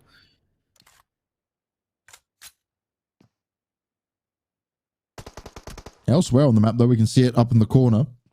More teams coming in from the north. No one coming from down south. A bit of space there, at least on the bridge. And actually, the compound dead center could be a spot you could grab if you're really smart early on. Gunner going to find themselves going past the crate. Saint now, oh dear. Oh no. Lord. Oh Lord. Have the point. That's not what you want to see happen at this point. They're going to find themselves out in the open, taking some shots towards them. They are fighting out with Saint, so I'm guessing where that's confusion that happened with the run over. Because Saint maybe not expecting to be under fire. Has he squad even firing onto AE now? AE have just caught. They've been here for so long, and maybe they just left it too long because they've tried to fight their way in. Now, this is not a third party. This is just you joining the party to be cannon fodder, I guess. I think they were trying to actually third party in Painan itself, but they saw the circle like, okay, well, this is not a good spot anymore. We're just going to move on forward, look for a better spot. Unfortunately, they got caught midway with their pants down by Saints. But at the end, Saints, they're also in a really bad spot. They're in the one shack, so if a team gets close enough, 1 grenade, even though that will be hard for them to get close enough, but it goes to show that here the circle is going to go drastically away from them. And when you're in a shack like this, you're extremely predictable as to where you're going to move. They got 3 way outs on the right, on the left, or through the door. There's no other option. Of course, you can make it through the windows too, but that's also on the left. And right behind them is going to be New Team, which Relax is up there scouting. He doesn't have any information. But Forlite can't find the angles. He's not going to be able to take those shots, but AE are going to be taking him, man. He's just going through. I don't care about teams. New Team just finding the spot. That's all he cares about, Relax. Relax. Just got so much information off that as well. Speed demoning his way through. Stays alive. And has a good idea of what compounds got teams that want to at least take the shot to them. And still, the standoff continues. It's a 2-2 split. Oh, DD, no. Oh, did they go down? Drake. They naded themselves. Oh, no. Don't do it, Dragon. Please, nades. You need to qualify. 90% good nades in the African region. 10% maybe not so good. They're still going to play with the nades, though. The Dragons want to do some more damage. Plaza's the one to be taken out of the equation from it. This is Gun actually on the back foot within this fight. If they get the revive onto bot Jeff, there's only 2 more kills that'll be needed. I don't actually know of a region that has so much success with nades. I've never seen so many in one set of qualifiers.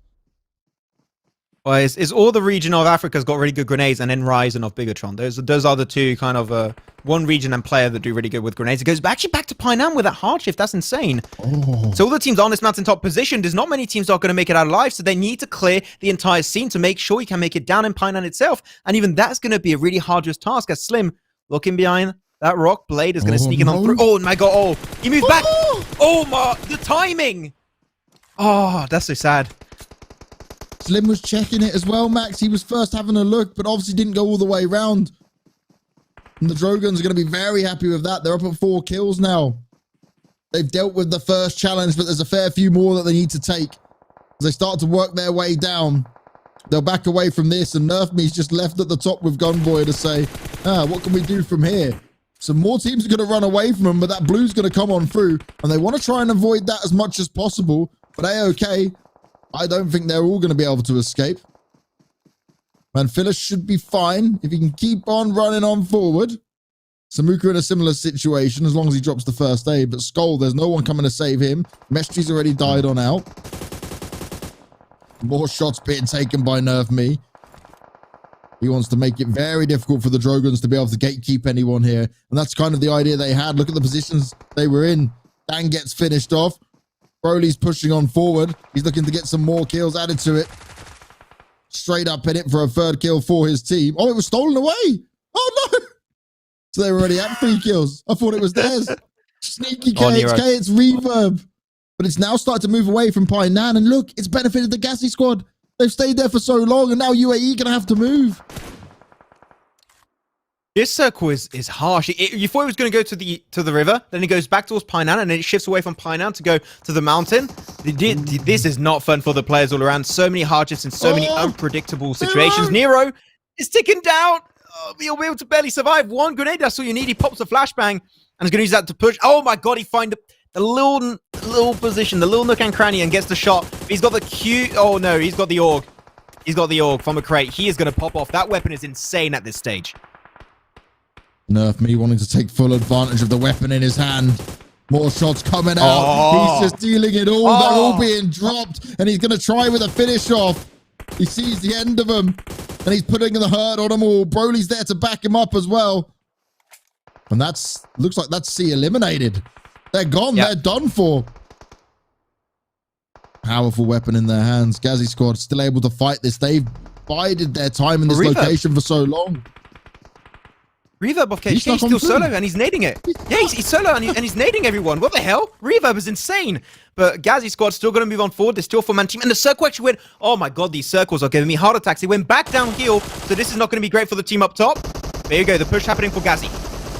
Oh, the confidence here from Gazzy squad. They're taking the fight, but they have to be careful. Oh. They do manage to finish it off. He doesn't have much health. He goes in to look for cover. And remember, they spent so much of their meds and supplies throughout this game. They can bring Nox back up, but they don't have much time. The zone's going to be coming in. Broly goes down and Reverb. He's got his team up to 7 kills. He's delivered 5 of it. He's not done yet. Imagine if he can steal this one away. Because look, they're still fighting. Reverb. He can just be the sneaky snake holding around. If Darkness is able to even just get 1 kill here, it's going to be huge. He's just on the edge of it. They're trying to play around. They can both see each other. Judy doesn't have much health. He gets taken down, and he's going to be finished off. But no, King comes in at the right time. The teamwork here, they're trying to save him. Darkness pokes on out, but he's forcing him into the blue. The match ends, and who took that? Was Reverb able to steal it away? No, he wasn't. He went down. Gazzy squad, they finally get a win, but it's a team that are down in 31st place. They only had 15 points coming into this game, Max. Okay, that's respectable. You get a win, but one that's not really going to do much to help your chances. They pulled a Nexus Esports. They just, okay, we've got nothing to lose. We're going to put our A game in now, which doesn't make much sense when you think about it. But at the end, it is still a big fat W for Gazzy squad. It was a juicy amount of kills, 9 kills coming out on top of it. So overall, they can be really happy of that performance. They played it really good. They were on a really long fight. And you mentioned the fact that they were struggling because of the meds. The moment that they got that kill on a few players of UAE, they picked up, I believe I saw one player pick up 6 first aid kits. So that helped so much for them to be able to heal up to full health and take that fight. Without those meds taken away from UAE, they could have potentially lost that entire game. So they got to say real quick, thank you to Undisputed African Esports. And new team, second position, it was Darkness just sneaking his way through. 2 snakes. I mentioned at the start, right, Banks? I said that even though you are a solo player, you're on a map of Sanhok, you can still snake it through. It is hard, but it is possible. And second and third positions were taken by snakes, Reverb, and Darkness. There you go. Point proven in one game. It can happen. Gazzy squad, though, they stuck there for so long. I respect it, right? The circles did kind of benefit them, but at one point it looked like it was going to go away. But when I look at this, one thing that's not going to go away is Temper's first place. They're still well up there. Even though they've played all their games out, it's not a problem at all for them because the other teams just aren't able to catch up just yet. Even with KHK's Reverb in that game, 5 kills out of the 7 for his team when he was the solo player. I respect it, but that was not even going to be enough. CE Sport as well, we watched them get gunned down by gun, absolutely annihilated by the Orgs. They tried to make the cross into the circle. That wasn't going to work out for them. And the Drogons as well, you got to feel sorry for them. Okay, they've jumped up. I'm just trying to see where they were before. So the Drogons were in 15th place. And so they've got up 2 places. It's a small jump up, but you're at 90 points total now. You're not 100% clear, but you're looking pretty good. You're feeling very confident at this point. A Razor can try and jump up, but realistically, you're just going to steal Zeus's esports side of things. So they should be in it right now. This could be what we look at as almost our top 16.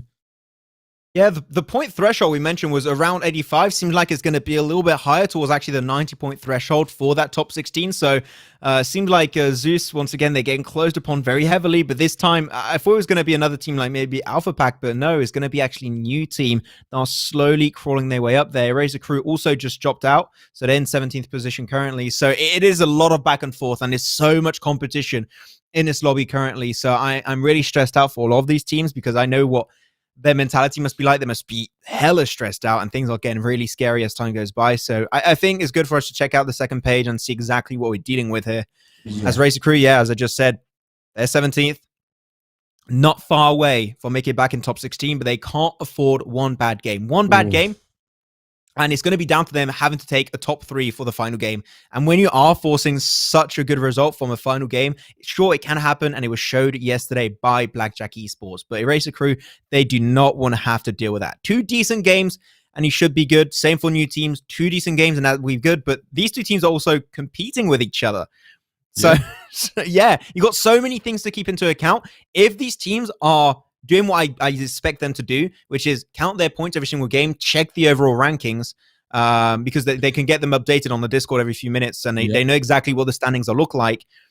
So they know how many points they need. And this is like, okay, we know for a fact that, for example, if you're a Racer Crew, new team are contesting it, are we going for super aggressive play and maybe hot drop them and surprise them entirely because new team are a team that usually struggle in early game team fights? Maybe a Racer Crew can try and surprise us and do something like that. I would not recommend it, but it is something that I have seen happen in the past, and it could happen here once again. Well, this is the thing, right? New team needs 17 points to try and just hit 16th, and then they need, technically, so they need 18 to go above Zeus and push them out. Then you look at a Razor Crew, they're the closest to it, but with 2 games left, and this previous game wasn't exactly ideal again for them. It's a lot of points considering their actual number of points they're able to grab per game at the moment. It might not even be enough. Zeus are probably sat there now thinking, we may have had no chance. Now we still have a chance. And as every game goes on, they're just praying that new team is not going to be able to do it, and the same for a Razor. There's still a lot of fight within this, but these rankings have become a lot more spicy than we expected, especially for that final spot, potentially final 2 spots in it. This 22-point difference from, I believe it is 22-point difference from Team Saint up to the 17th position. 22 points is one good game. So even if you are towards that 20th position, again, still just one good game, catch up to it, and then you just need another good game to make sure you can solidify a top 16. So there's still so many teams in this race to making it to the finals. So overall, man, I'm trying to speculate, but even I'm just thinking, yeah, but if they do this, then this team's going to do that, and then there's like, wait a minute, oh, I can't even think anymore, because it is getting that more intense. That now is not only normal PUBG Mobile gameplay, this is mind game. You're trying to outdo your opponents, trying to potentially predict what they might going to do in those games to maybe cut down a rotation, take them down early game by just hot dropping if you want to. There's so many things to keep into account, which is why I'm saying here, Banks, that I would not be surprised if we have some of the most insane games. This Miramar could be an insane one, especially because it tends to be a normally passive map early on, but teams could be trying to find some opportunities. And the final game on Erangel, man, that one, if it is as close as it is now after Miramar, that one is going to be wild. And remember, Miramar is where you said that the potential of the catch-up can come in, right? For one of these teams to overtake Temper. So let's see if it's going to happen. How do you feel? I said, I think it was Art of Killing. I said Art of Killing. I'll stick to my guns. You know what? Fair enough. I'll stick to my gun to say Art of Killing are going to get it. They're still currently pretty close. They did drop off actually 2 positions here. They got 118 points. But okay, I'll stick to my guns. We'll see how it goes. Okay. I'll stick to it. Well, you all of the viewers at home, you must make sure you come back after the break to find out if Max is going to be right or if he's going to be wrong, because I don't think anyone's going to overtake Temper. They're sat on 169 points, but we've still got 2 more games to go. So let's watch the magic unfold in just a few moments.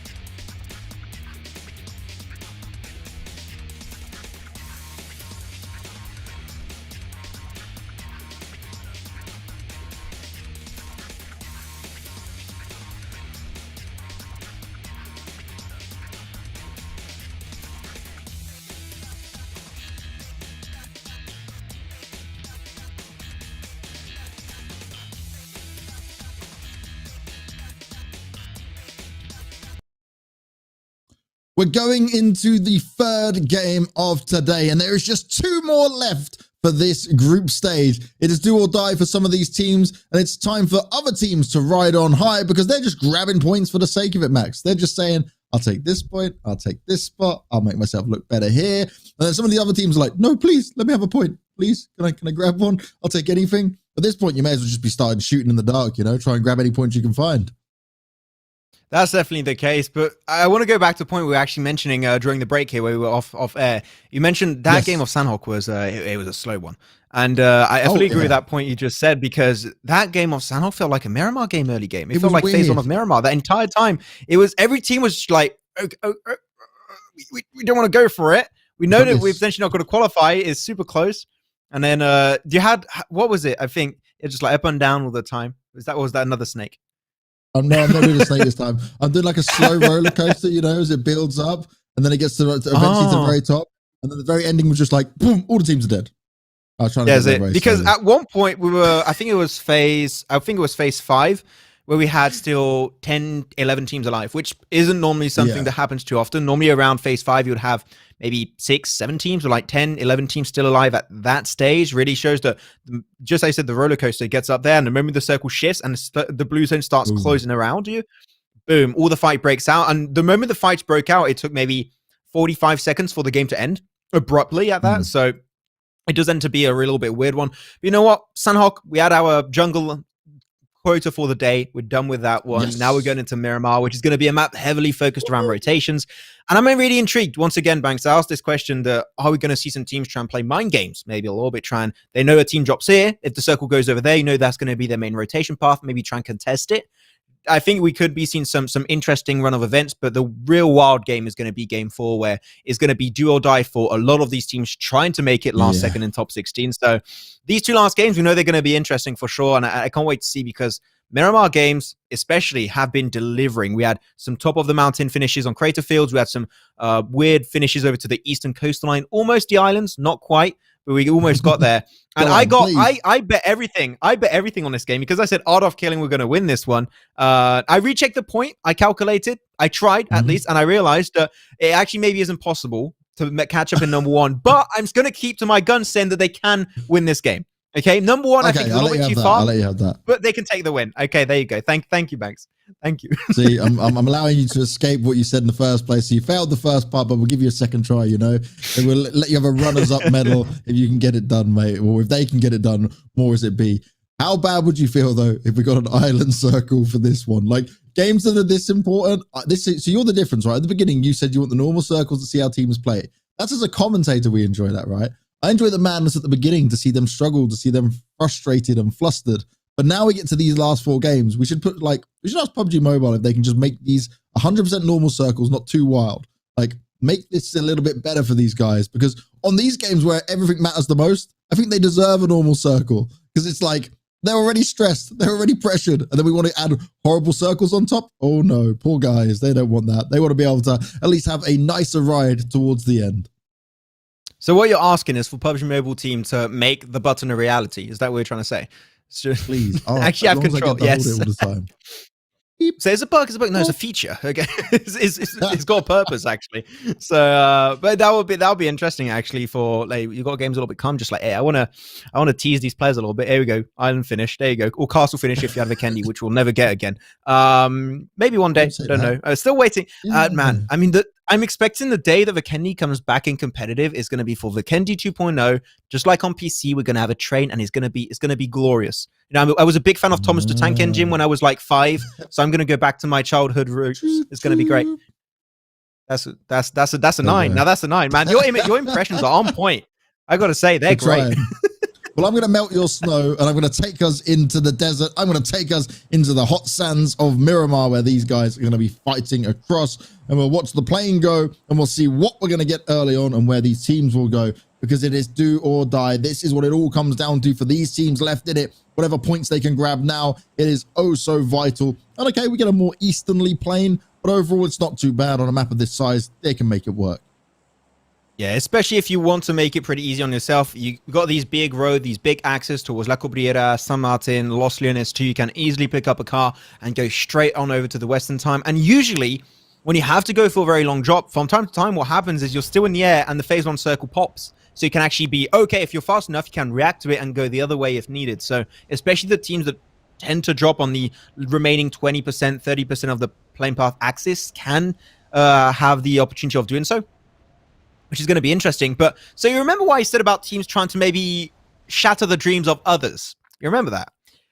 Yes. Why the hell are Greedy for Kill dropping in Torre Ahumada when they never drop there? There's only Saint that dropped Campo Militar. I think that here Greedy for Kill is like, okay, we're going down, but we're taking another team down with us. And that team is Saint. I think they have a game plan in mind here to take down that team. Ooh, that's an interesting one. We get a nice circle to start off with. We can't get an island finish unless it was really hard. Eastern, southern shifts the whole way through. I don't think that's going to happen. We should be on to a good position for all of these teams, but we are going to see a fight early on. And this time, Fallen 5, you guys love fighting today. What's going on? Every time we're starting with them and they're just on the hunt. They're looking for kills. But this time they're going up against AE and they have already lost a player.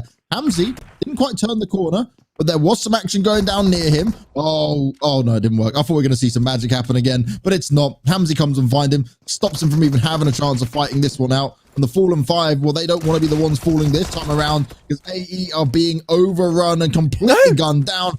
The squad wipe straight away, and Fallen 5 find themselves 4 kills. What? Okay. So just as a point of reference, this is a Philion APX. It just went out. Yeah. This fight actually caused them to not make it to the finals. So early on, and we mentioned it, this could be an intense Miramar game. Wait, they had 64 points. Yeah, 64. No. Yeah. This game, unless they get chicken dinner on the next game, this is them out of the finals. Got eliminated by Fallen 5 that can't even make it in. So it's true. Teams are truly pinning down these teams like, okay, we know they're going to drop here. We're going to mess them up real bad. And that's exactly what just happened. So yeah, it is slowly becoming a reality. Miramar, you tend to not have these super aggressive early game hard drops, but because of the stage at which we are in this tournament, it does tend to happen from time to time. So is that toxic or is that just yeah, it is a little bit actually. It's toxic because Fallen 5 are 28th and they have no way of qualifying and they just eliminated the team that actually had a chance. Oh, these guys are never going to be friends again. If we ever see them swap teams and one of them ends up on the other team, I'm going to be mightily confused because I would hold this grudge forever against them. I'd be like, nope, I don't like you guys. We're not friends. We're not having it. You ruined my chances. I may have not had a big chance anyway, but you ruined any little chance I did have. Remember that time in 2021? PMCO, yeah, exactly. How dare you? I'm taking it to the grave, man. That's a lifelong grudge they're going to be holding on to. But overall, it's PUBG Mobile. It happens from time to time, but there's still a small chance of them making it. Before that, they need a chicken dinner with like a lot of kills. So we'll be keeping a close track on the game for the side of Aphelion APX. But regardless, now, because of the early action that was unfolding, we can talk a little bit about Circle, where these teams actually dropped. New team got pretty close to a few other squads also, especially C Esports, but because of their prior game, C Esports, they're almost basically qualified also, so they can be super comfortable with that. And overall, I'm seeing, because of the playing path, you mentioned it, it was very easternly. The West is very open. So for teams like Gazi squad, for teams like also Dragons, they can just easily wrap around towards Monte Nuevo, Chumacera if they decide to go even further and enter and puncture the circle from that position. So even if you are a team up north with so many teams also holding on to the northern ridgeline of the circle, there is still that opportunity, but it takes a lot of time to read the circle, the playing path, and put one-on-one together, which I cannot do, by the way, but they can, and hopefully understand that, yes, there's an easy way into the circle. We just got to understand that opportunity is there. Well, the opportunity for G4K has slowly slipped away. We liked what we saw from them on a few days, but it's upsetting because we see some nice moments from them overall. They had that one win, I remember, but they've ended up being in 29th place. So they're playing out these last 2 games. They're doing their best, but it's more about what we can see from them going forward in future PMCO tournaments. Coming back for the full split, I would certainly like to see what they can do and what they can work with. I'm going to remember Beast's little heroic solo play that he tried as best he can. The Drogons, who we're looking over for now, they are in a spot where they need to get some more points. They're currently in 13th place with 90 points. They can obviously sit in a place where you say, oh, yeah, they're pretty much sure. But just to push a little bit further, they may want to keep themselves comfortable. They still have 2 games to do it with him. Because the teams that are chasing, just imagine, like you said, one good game for a Razor crew or new team, they jump on up and they push other teams down. The teams that are potentially facing elimination are Zeus Esports and UNK. They're the bottom 2 teams in the top 16, 16th and 15th respectively. A Razor. This is the ones we were talking about. These are the guys that need to go on the hunt. Not just for a win, but also some smart kills. Any opportunity to jump in on the action is going to be vital for these guys. KHK, a team we've come to know and love. Playing better today, I would say. The Erangel game was solid. Coming into the Sanok game, Reverb made his best solo man attempt, snaking his way to success. And it was very respectable. But I will say for them, they're not in any position where they need to worry, so they can take their foot off the gas if they want to. They can just play these out quite comfortably. They can even do some Hail Marys, you know? Throw it all at the wall, crash a compound with cars, just take a fight against anyone they really feel like. No problems for these guys. They did show on their second day that they were struggling up against a few other teams. So if they want to potentially deny a few opportunities, this is also something that KHK, they have the leeway, they have the room to mess around a little bit, as you just mentioned. So I think that it is something that is possible for them to pull off. But we'll be keeping an eye out. Yumi, she's going to be holding onto the rooftop, looking for that opportunity. I was actually talking to Yumi the other day, and she's French. You know what? French homies. Wow. Look at that. Yeah. There's so many French people in this event. Yeah. Maybe, yeah. Although he's going to the other side of that compound, and he gets knocked away. Abel eliminated instantly. Easy kills found so far. No, but 3 for now. They're looking for the squad wipe. Ellie's looking to just push on, charge on forward. But they will be able to escape for the meantime. Not a bad start for C Esports. Currently sat in 7th place. No. 110 points. Careful.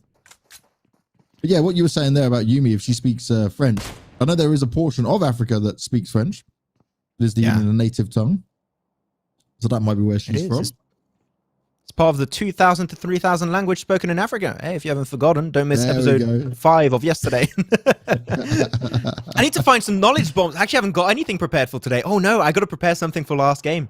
I need to bring something. I'll get something. Don't worry about it. I'll get some extra bits of knowledge. But overall, Fallen 5. You better be. Fallen 5. Yeah, they keep on fighting. Like, why have they not been playing like this all the time? I love seeing how confident this team is feeling. Now UAE, undisputed African esport, contested. I know exactly what it is. You know what happens? When they know they can't make it, and they know, like, okay, we don't have to give up, but they play looser. They play like they would in their normal games, you know? They just queue up and they go, cool, yeah, let's go. And now they just start to play as the actual team we might have been able to see. Because people got to remember, you're being streamed. You could be watched at any time and spectated. You may think, like, why can't they replicate the same success we've seen them do elsewhere? Well, it's a very different thing to have commentary by the side of you, you know, people looking at what you're doing, criticizing it, fans watching, haters watching. It brings a whole different element to how you play your game. Same as like streamers. When people stream the game, you're a streamer yourself, Max. You can stream it out and you can actually go, this is like a little bit more uncomfortable for me because I play bad, and then you start to get a little bit negative on yourself and you think, oh no, I need to be careful. But UAE, they definitely need to be careful because poor Maniac, he is a solo Maniac. He's all alone in the house, trying to hide down below the stairs.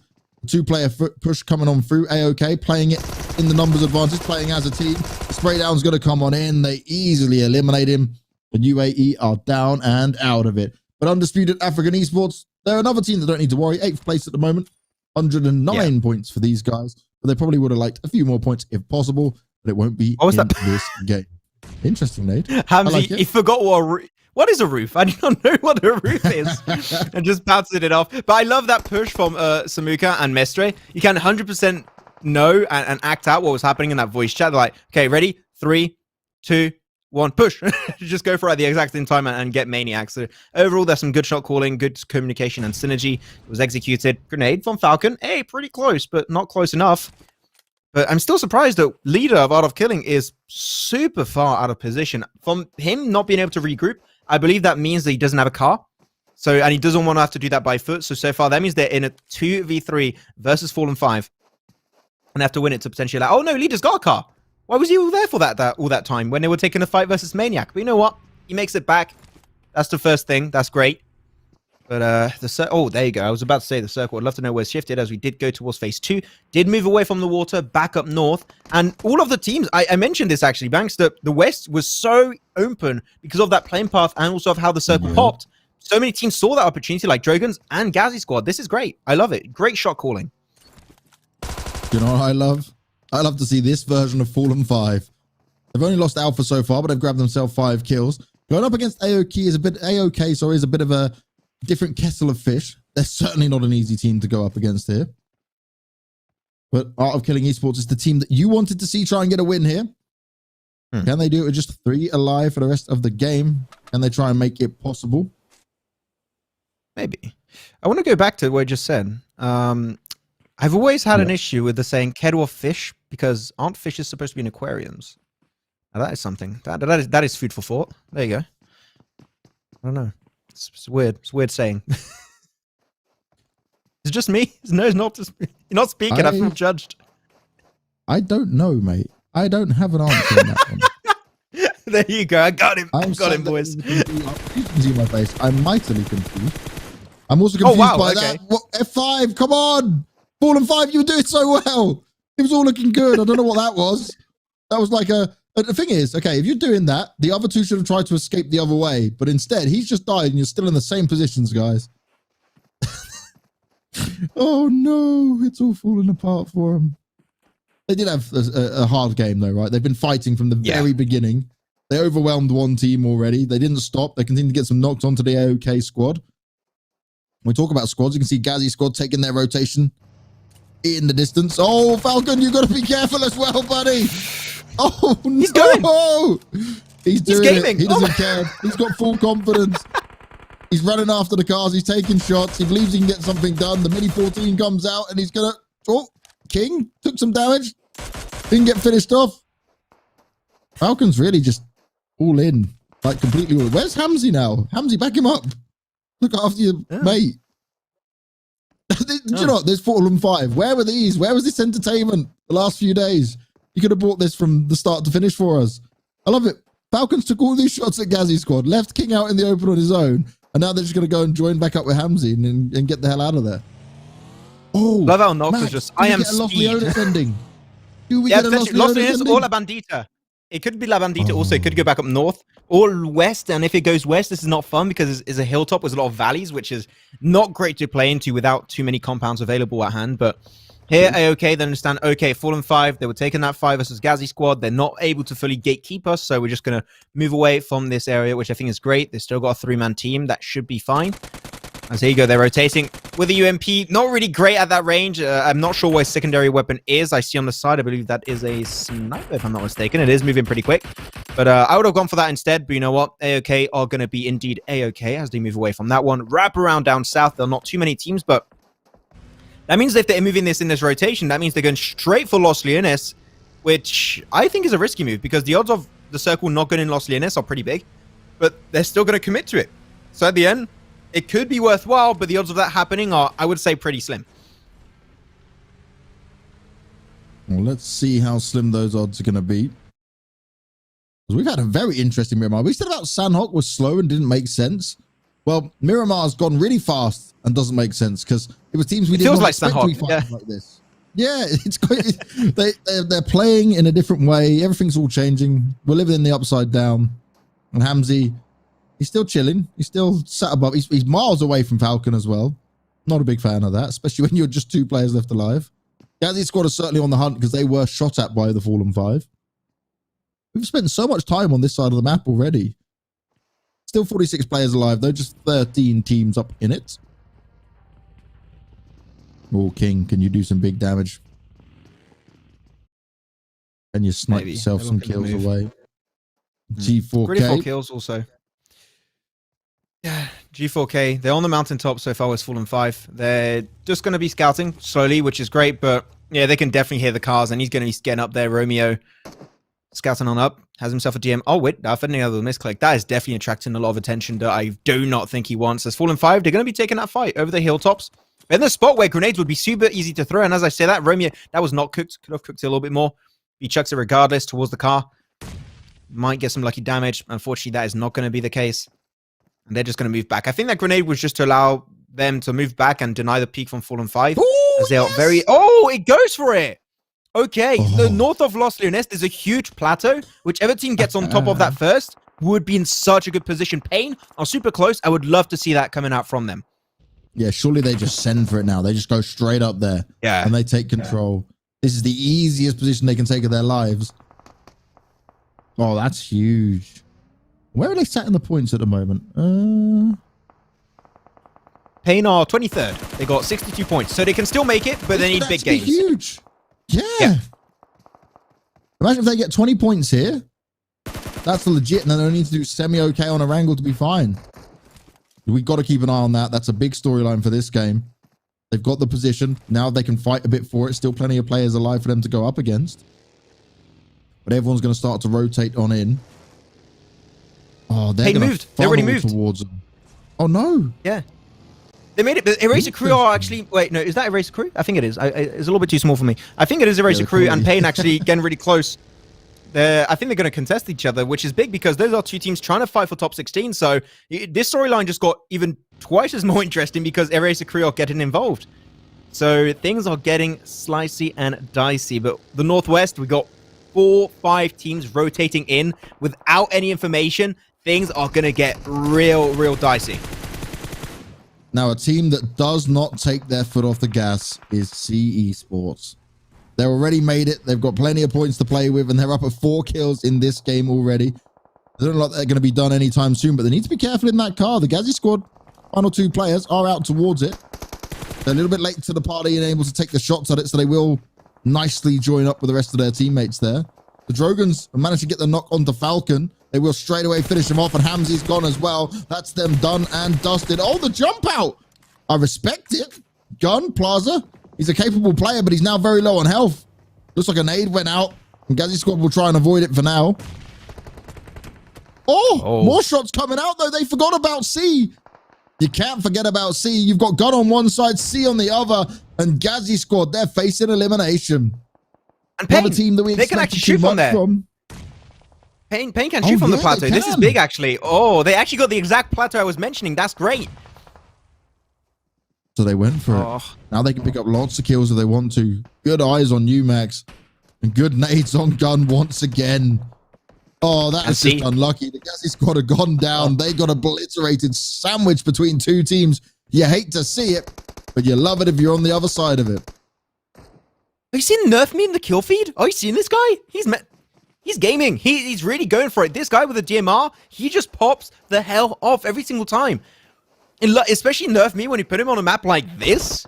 Miramar, that's all about long-range fights. This guy is really doing great, so we want to see what he can do potentially. It would be great if we could see a little bit of his POV for Gun, and he is now moving forward with the rest of his team. They take control of that position. They still got to move on forward. The circle's not going to be great, but from a distance, they're going to take the fight. So many teams trying to move around on their position. This is going to get a little bit tricky for Gun because they got to cross over this road, and it seems like they might want to move early, which I think is great, but Broly gets knocked away. Unfortunately for him, that means that their team got to stay here, get the res, then move. So it's losing them a lot of precious time. Oh, and look where it's gone. Pain is still being benefited by the circle. C are just about in it. And Gun are going to have to move. KHK, they've played the smart game. They decided, okay, we can see you guys fighting. We won't stick around with this. They had a few shots put towards them from Gun. And they've now said, you know what? We'll actually work around the northern side. We'll go all the way around across the east and work our way back in. They're going to run into Sate, though, so they will have to fight here, but that's another nade doing big damage. Lord needs to be careful. They're dancing around the nades. Mercury. Ooh. They're so close. It's like fireworks night on Miramar. Oh, LK. He's nearly gone down from that one. He's trying to really sneak around him. Oh. That's big, actually. They will get into the car. These grenades are just good connects, and I understand this is super tricky. All teams are moving away, but Reverb is still right up top of that fight down south, and he's waiting. He spots it and takes the shots. Oh, brilliant. Lands the shots needed, looking for more as well. They have to be so careful. Sate are firing back, though. He was out in the open, and he was uncontested. Mercury tried to land a helping hand, but it's not going to work out. LK managed to get one car to blow up and put a knock onto him, but Reverb's going to find himself finished off. KHK don't want to stick around in this with just 2 players left alive. They're up at 4 kills, which isn't so bad, and they're in a good spot overall. But just for this game, just for the bragging rights, they want to try and do a little bit more damage here. And State, They're going to struggle to get out. Mercury with the perfect timing. LK also to the side. More shots to be hit. Oh, he gets it done. Oh, the play zone gets him though. Oh, he doesn't quite get it with a gun. He wanted that kill. Is LK just trying to go finish him off? You're probably not going to take the damage, are you? Yeah, I thought he was for a second. Was like, this is not really worth it. You're still fighting to try and get extra positioning, but you're like, oh, kill mate. But at the end, the team is still going to be putting the pressure and dictating whatever happens in this game is still going to be Pain AF. But here you go, the push happening from Gun on another team. They want to do 2 breaches back to back. They are playing so aggressive. I'm loving this Gun. They are truly gaming. They are going full bonkers on this game. They left the battle that they were having with C, and then they took it to the Drogons. This time, the Drogons couldn't stand up to him. And Broly's position, now he's able to fight a little bit onto C. Pain are looking at all of this, and they've only got 2 kills for now, but eventually, more players will be funneled in towards them. They're playing from the high ground, and they've got a huge advantage, and I love this from Hanad. He's keeping an eye on what could be going on in front of him, in case anyone else tries to sneak on by. He doesn't want to be surprised at any point within this. They've got a vehicle for a bit of cover as well. A shift away from him is going to be an issue. Who does that benefit? Is that on top of Gun? Oh, that went on top of Gun. That's huge. Yeah, oof. They're getting hyper with that game, that's for sure. King Gaming, 8 Gun 98, still being into play onto Gun this time. Plaza losing his, well, not going to lose in life just yet, but going to get indeed knocked away. As AP, Alpha Pack still got to keep and remain on the move. They need to push their way on forward. Alpha Pack currently 20th position with 64 points. If they lose this game, so do they also lose their chance and the ticket to make into the finals. So they cannot afford to lose this one. They need to get some decent points, minimum of 10, I would say, if they want to potentially still make it throughout game 4. But Gun keep on fragging versus new team this time around, but all the teams are going to rush in their direction. Will this be too much for Gun to deal with? Gun needs to hold on now. They were willing to take the fights before, but C is still taking the shots out towards them. Pain looking to vehicle up and get the hell out of there now. It's all on the timing of what they might be able to find some success with, as AP just right on by. Darkness is there fighting out, but he needs to be careful because he's quite out in the open. Everyone's trying to move around and see what they can get done on this one. Darkness very low on health. He sees the Bucky, he runs the other way. Can he land the shots? He doesn't have the health advantage in this. He's trying to play it smart. He's only got some bandages. Whereas Awesome, he's got everything. He's fully kitted up. Darkness, the Blue's coming to get you. Good smoke. To run through, bypasses through the smoke. Awesome, not able to hit the shots. Not able to make it connect. He's got teammates though if he wants to play with it, but Wazza, is he even close enough to do it? Oh, Slim. He heard it. He knows. He's got a good idea. It's a Molly. Yeah. Oh, it's on top of him. It's direct. It's doing so much damage, and Slim finishes him off. Beautiful stuff. And continues to throw some more shots out into the smoke. Gun are not only gaming, they are destroying everyone in their way. Up at 8 kills now, and they have been fighting for the last 7 minutes, non-stop, repositioning, challenging everyone in their way. Man, Gun feel like an anime protagonist when he's just about to have a childhood flashback. They're about to go plus ultra on this one. It was awesome. Unfortunately, the Blue Zone ticking down on his health bar pretty heavily. Also, Pain, they had to go down from that plateau. Luckily enough, the teams that were surrounding them around on the east had to move away from the Blue Zone. So this is great for Pain to make it on in. But Awesome on a heal up, trying to do the Hail Mary run. But unfortunately, it will not be working out. Alpha Pack out in 4th, and now it's down to 3 teams. But here you go. They are truly going hyper Gun on this game. So many teams moving their way, and yet able to hold on strong. With the circle moving for the first time away from Gun in favor of Pain AF. While C Esports up north got the perfect off angle to stop Gun from making it over. So here it's an absolute insane Mexican standoff, and only one team will come out alive. Pain need to be that team that comes out alive, though. They need all these extra points in here. There is a small chance they could make it. Getting a knock onto Nerf Me is a huge pickup to start off with. Smoke's going to be deployed by Slim to provide the cover for his teammates. Gun are well aware that it's 2 teams that can potentially have them pinned down, but they're caught on the side. The shots are being landed. Yeah. What is that? Brilliant stuff. Just sees a pixel and takes full advantage of it. You can't hide behind that rock, because Gun had you marked. Now with just 2 teams remaining, it's a technical 4v3, but Nerf Me can still be revived. Broly, up high on the rock, looking for someone to make a mistake. And okay, they're both inside of it, but for how long? This is actually really good to play El Chapo in this position. It might seem a little bit risky, but there's a really good reason for that, is to stop a full-on car push from Gun. Because if they push this straight onto the compound of Pain Africa, that means that El Chapo will have the backstab potential. So actually putting El Chapo here is actually stopping Gun from pushing unless they find the knock on El Chapo. But they heard the car earlier, so he's still in a lot of trouble. But overall, this is a really good setup. Cars are not an option anymore for Gun to breach it. They're going to have to take care of El Chapo first before putting focus on the rest of the 3 players of Pain Africa. So that, I think, is really well played. The fight's going to get closer as Slim is going to go for the push. Now, Slim's gone for the push, but El Chapo's got nades coming out towards him. Slim right on the edge of the blue. Needs to be cautious as to... Oh, that's a big nade coming through. Shots going into the smoke as well. They can see what's going on, but Plaza, he might not have any idea. He decides to back away as he's aware that he could have been pushed. He could have been taken down. The high ground advantage maybe with Gun, but so far the position is in the favor of Pain. He rides and dies on what El Chapo might be able to do here. So many bullets are going to be taken. Slim? Oh no, Slim going down.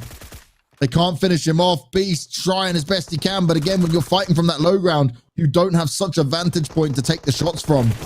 Smoke's going on forward. El Chapo, now he strikes. He's pushing on up, and he knows it's time to shine, but he may have overextended. They finish him off. They put him down. Now it's all for the fight in here. 13 kills for Gun, and we see him Pain out in the opening. They may have made a big mistake here because Gun, they're ready and raring to go. They were waiting for this push to happen, and now the Beast, he needs to land some huge shots. His teammates are falling around him. There's not enough time for them to play this out. Beast, they jump on over, and it's some style points for the mid-air kill, and we watch Gun take a huge win, stolen away from the hands of Pain, who needed the points more than ever. Still, that is a big game, we have to say, for not only Pain, but CE Sports. Especially CE Sports have been saying so relevant, so consistent throughout these 3 games so far, so big heads up to them. But I can't stop but feel a little bit saddened and disappointed in Pain for that game, for one simple reason. The execution, the shot calling, was perfect, pixel perfect. Sending El Chapo on the forefront to lock down the entirety of Gun to make sure they can't move away from that hilltop was fantastic. I truly, truly believe that. But at the end, what they should have done is use El Chapo as a point of pressure, not use it, and allow him to allow the rest of his team to push on forward just by having natural pressure, by being there. The moment he died, they understood, okay, the anchor point to rotate towards us is dead. Now they're going to cross through the open field, and that's the moment we can strike, which is exactly what they did. They got 2 knockdowns after that push. It was down to 1. It was a weird jump shot to finish it off from Gun, I do have to say, but it did still secure the win, which is exactly what you need. So I think that overall the idea from Pain AF was really well executed, but at the end, I think El Chapo got a little bit overzealous, too confident, and the moment he died, that unlocked all of that game for Gun to secure the win, and especially for Slim, he was fragging out so damn good. This guy, I truly believe that his Slim has to be the MVP of that game as we head on into the rankings here, Banks, and Art of Killing did not take it, so I was wrong. You were wrong on this, right? But one thing, I want to skip these top 16. Let's get onto the second page straight away, because this is where it matters. And look, Razor Crew and Pain are now tied for 78. So they both need to jump up on the final game to at least 85 points to be able to take down Zeus, because Zeus has had a chicken dinner, which means if you hit 84 points, they have the advantage on the system.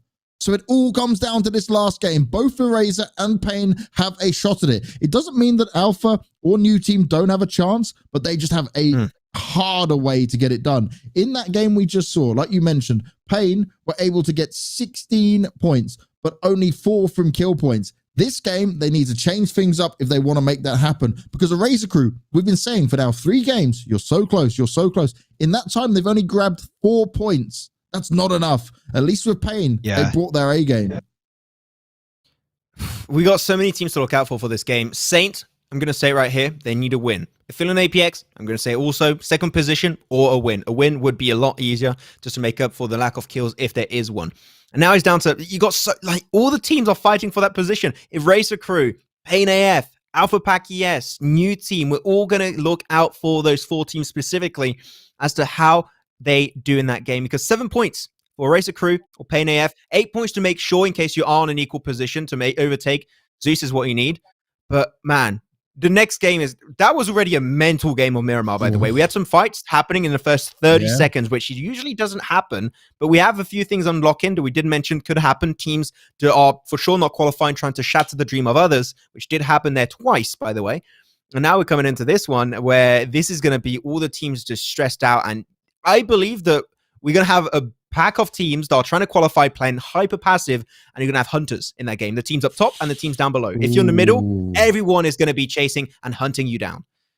My advice would be not to play passive. It would be to play smart with this, right? Do a big mix of it, throw some confident kills going out there. Don't just play the same way you've been playing if you are one of the teams that has a chance of making it. But there's not many more teams that have that chance. And Zeus right now, they're hanging by a thread. They're like, oh, we got it. We got it. Can we stay in? They're on 16th position. And only now, before the final game, our team's about to catch up. And if you guys at home want to catch up, if you want to upgrade your fun and adventure or to the next level while playing PUBG Mobile, well, you know what you got to do. You got to grab the Reno 5G. It's a born-to-win smartphone and is the coming Oppo Reno 5 series, which is the official designated smartphone of PUBG esports for the Middle East and African esports in 2021. Equipped with excellent hardware and software for gaming, this device should be always your lift to the upgraded fun and enjoyment on the battlefield. And that battlefield right now has got a lot of sweaty gamers on it because they are fighting for everything from start to finish here, Max.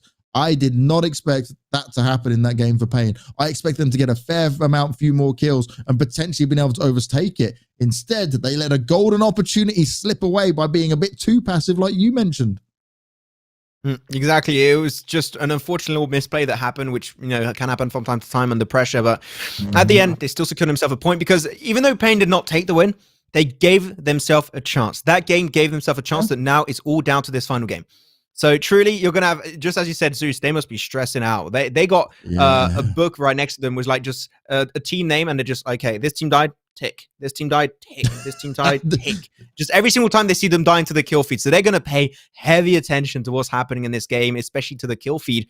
We'll try our best also to look at the kill feed because one frag that we miss, unfortunately, could have a drastic influence on the entire game and how it's going to unfold. So we'll try our best to be on our A game to look at that kill feed, even though it looks like Minecraft in terms of pixels, but we'll still give it our best shot. But anyways, it's down to that one. I'm stressed out and also hyped up for this last game. I think the players are also stressed and hype up. So we'll see what Game 4 is going to do and deliver for us. We are going to see what Game 4 is going to do and deliver for us. And before that, we're going to rest just a few moments, go to a quick break. And when we come back, we're going to up the ante, up the hype, and bring you the final game for group stage here for the PMCO 2021 Spring Split Africa.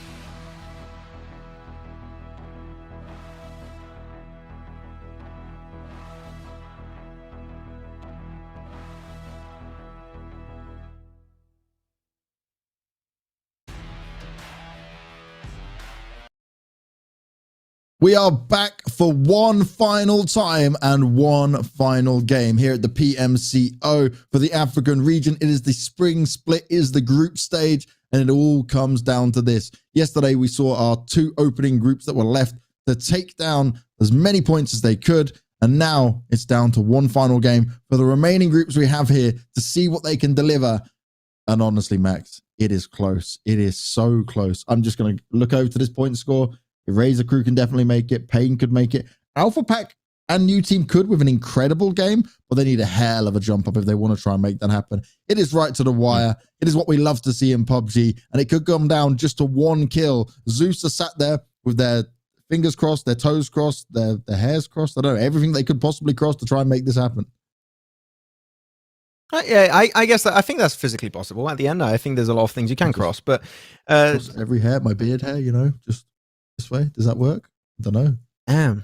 Yeah, that'll tell you. Hey, I mean, your hairdresser's not going to be happy with that one. I can't. I mean, I'm trying. I'm going to shave it anyways very soon. It won't. This will be gone for the finals. Oh, really? I won't be able to. You'll see. It'll be normally if I don't forget, which I tend to forget a lot of things, but not here for this one. We're looking out for 5 teams, even if 6 if you want to count in Saints, which I'm not going to really count them. So I'm going to say 5.5 teams we're looking out for. Yeah. Poor guys. It feels sad. They did really improve though. For that alone, they deserve like just full recognition for what they've been able to do. But we're looking out for 5 teams in this one. And usually when you're in a situation like this, you're looking out for maybe 2 teams that can contest for position. When you have this many teams, 5 teams out of a 16-team lobby, 1/3 of the lobby is currently fighting to qualify. So you're going to have some teams that are going to be playing super passive. And as we mentioned earlier here, Banks, teams going on the hunt like, okay, we're qualified, we're going to mess you up, or we have not qualified, we know we can't make it, we're still going to try and mess you up. It happened for Fallen 5 early on Miramar. Yes. They contested it early on, and I think it will happen again, especially in the last game. This one is going to be wild. I cannot do any predictions because I just do not know what to expect. I agree. I wouldn't be making any predictions either here, mate. Fallen 5, I just want to keep an eye on them because they showed us so much aggression in that last game that, you know what, they might just go for it again. It's not benefiting them. They're currently in 28th from 37 points. You've got no chance unless you kill everyone in the lobby, which honestly, don't think is going to happen, you know? It'd be a rare... Imagine that. Imagine if that ever happened. You killed everyone in the lobby. Like, what's the highest kill game you've ever seen? My highest kill game I've ever seen in competitive was 24 kills in one game. Ooh. Okay, I see, mine wasn't on mobile, but I've seen a 28 kill game. That was impressive. 28 kill game. Yeah. We thought they were going to get the 30. Half of the lobby.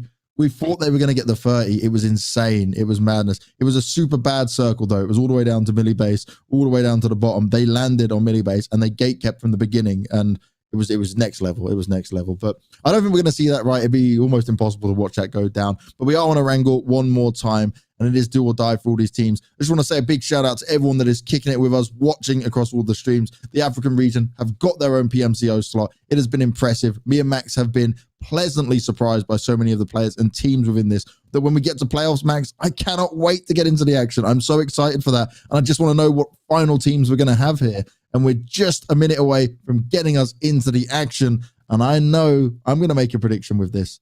I'm going to say, Pain are going to make it. Pain are going to do it. Pain are going to knock Zeus off the top. Wait, do you think they're going to qualify or do you think they're going to win? I don't think they're going to win. I think they're going to get into the top 16. Yeah, okay. So you're seeing top 3. Yeah, you're expecting basically top 3 for them. I'm gonna say, okay, I'm gonna go for another prediction. My last prediction was wrong, so I got to make up for it. I'm gonna say one team that nobody expects to come in at this stage. They're kind of in the dark, in the shadows. I'm gonna say Alpha Pack ES. You know what? They got one win, shown that they can do it. So I'm gonna say Alpha Pack ES, come in hot, take the win, and qualify.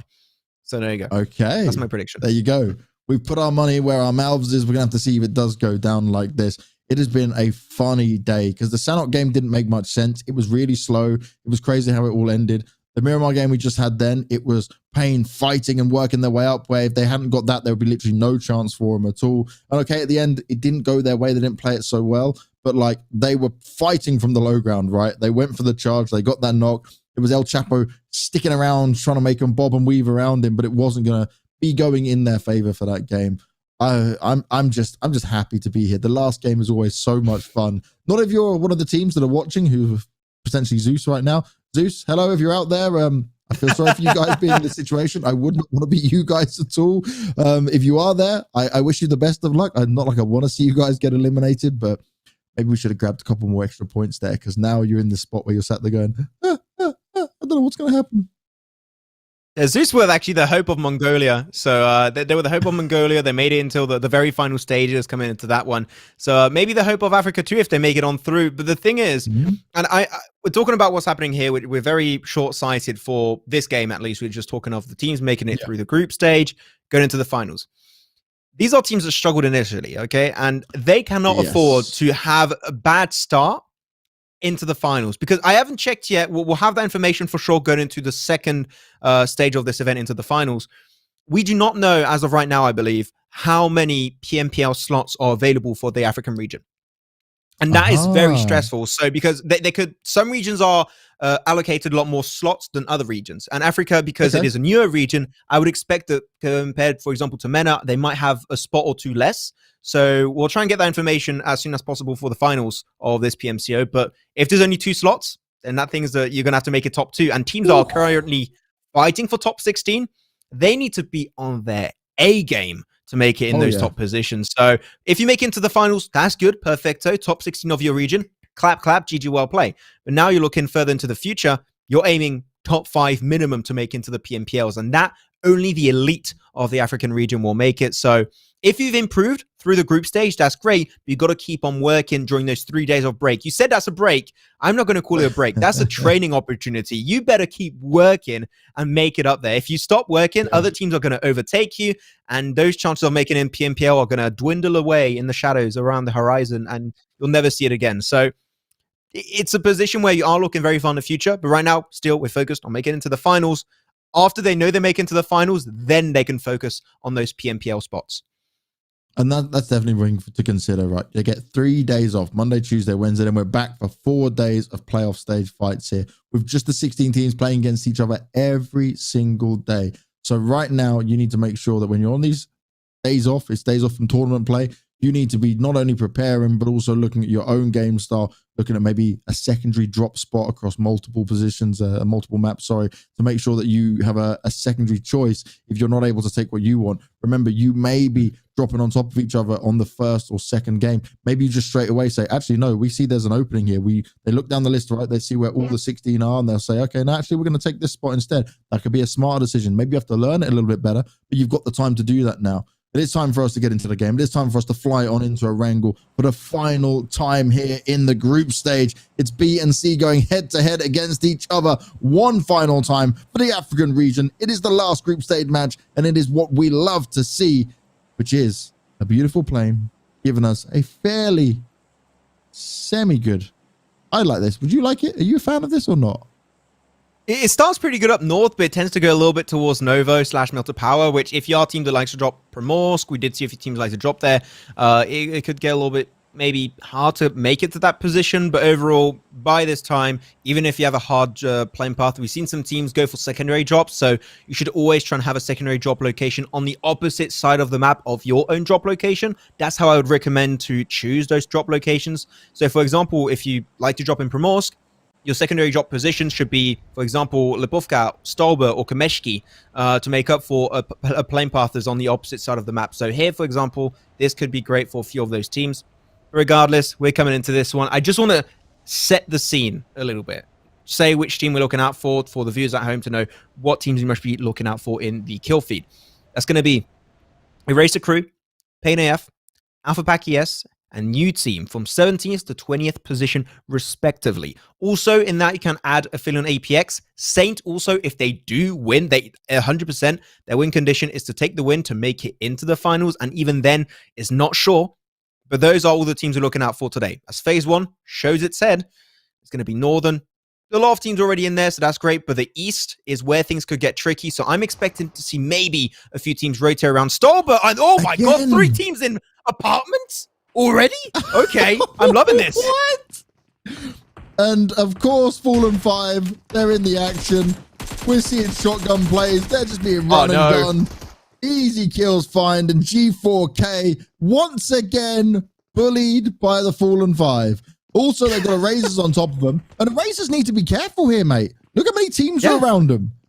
Because if they then fight into either one of these and lose some players early on, that's not what they want here. The Drogons have been under fire by AE as well. They're going to take some extra damage early on. Oh my. We get a bit of fighting early. 3 teams in one spot though. Romeo, there's no Juliet coming to find you, and you're supposed to be the one doing all the saving. I don't know what you're going to do from this position. Impulse is just running on forward, trying to come in and take you down. But they're also going to be fighting off against the Fallen 5 at the same time. Eraser up with 1 kill already. And they'll be a little bit sad that they couldn't get more of those kills, as Fallen 5 were able to steal them away. Oh, this is an interesting fight early on. I was not expecting to have 3 teams hot drop. I didn't even see it on the map because they were pixel perfect on top of each other until they actually started splitting away and taking the fight. But Eraser Crew, you mentioned it. This is tricky for them. Currently, they're standing in 17th with 78 points. They can't afford to lose this, but this is not only a risk at hand, this is also maybe a golden opportunity. If they get those 4 kills and the last player of Greedy 4 kills, that's potentially 5 kills coming on through in this fight up against Fallen 5. That means they could leapfrog. Well, actually, a Fallen 5 just has a 3-man team there. I think I realized. Or is there one off position? I think there's one off position, actually. That's like 4 points minimum they can get. So if they pick up all those 4 points, that might be 4 kills that changes drastically what happens in the overall rankings and might give them a chance to make it in top 16. So sure, this is not great to kick off your game, but if you play your cards correctly, if you're confident and yet respectful, things could be turning in your favor. So you just got to be careful of your next move. Be very wary of every single corner because they have no idea where the enemies are currently localized. They are hiding in the shadows, especially Romeo. He's going to be the really scary factor because he hasn't moved for the past 2 minutes. He is in a really scary spot. And the Drogons, they're fighting themselves heavily under fire. We just keep seeing them pop up in the kill feed. It is just 3 players left alive on the Fallen 5. Falcon was taken out. That's the IGL. Finished off early on. Drogons continue to lose players here. This is not what they would have wanted. Okay, they're in a position where they've definitely made it through. It's not the end of the world. But to go out with a bang is always a nice thing. When we talk about bangs, Impulse trying to get the nades out and create some big bangs. Yes. And it still actually tags it up. Not a big amount of damage, but he'll take it. Chip damage is always appreciated. Help them spend those extra meds if they do need to, or make the fight easier when you do finally go for it. You mentioned Romeo. He is playing it smart. He's snaking his way just down in the bottom, not making any noise and saying, come on, someone run on through. Let me take you down. But he's just not risking anything at this point. Yeah. Okay, Alpha just moved. I was a little bit scared if they knew that Alpha of a Fallen 5 was there.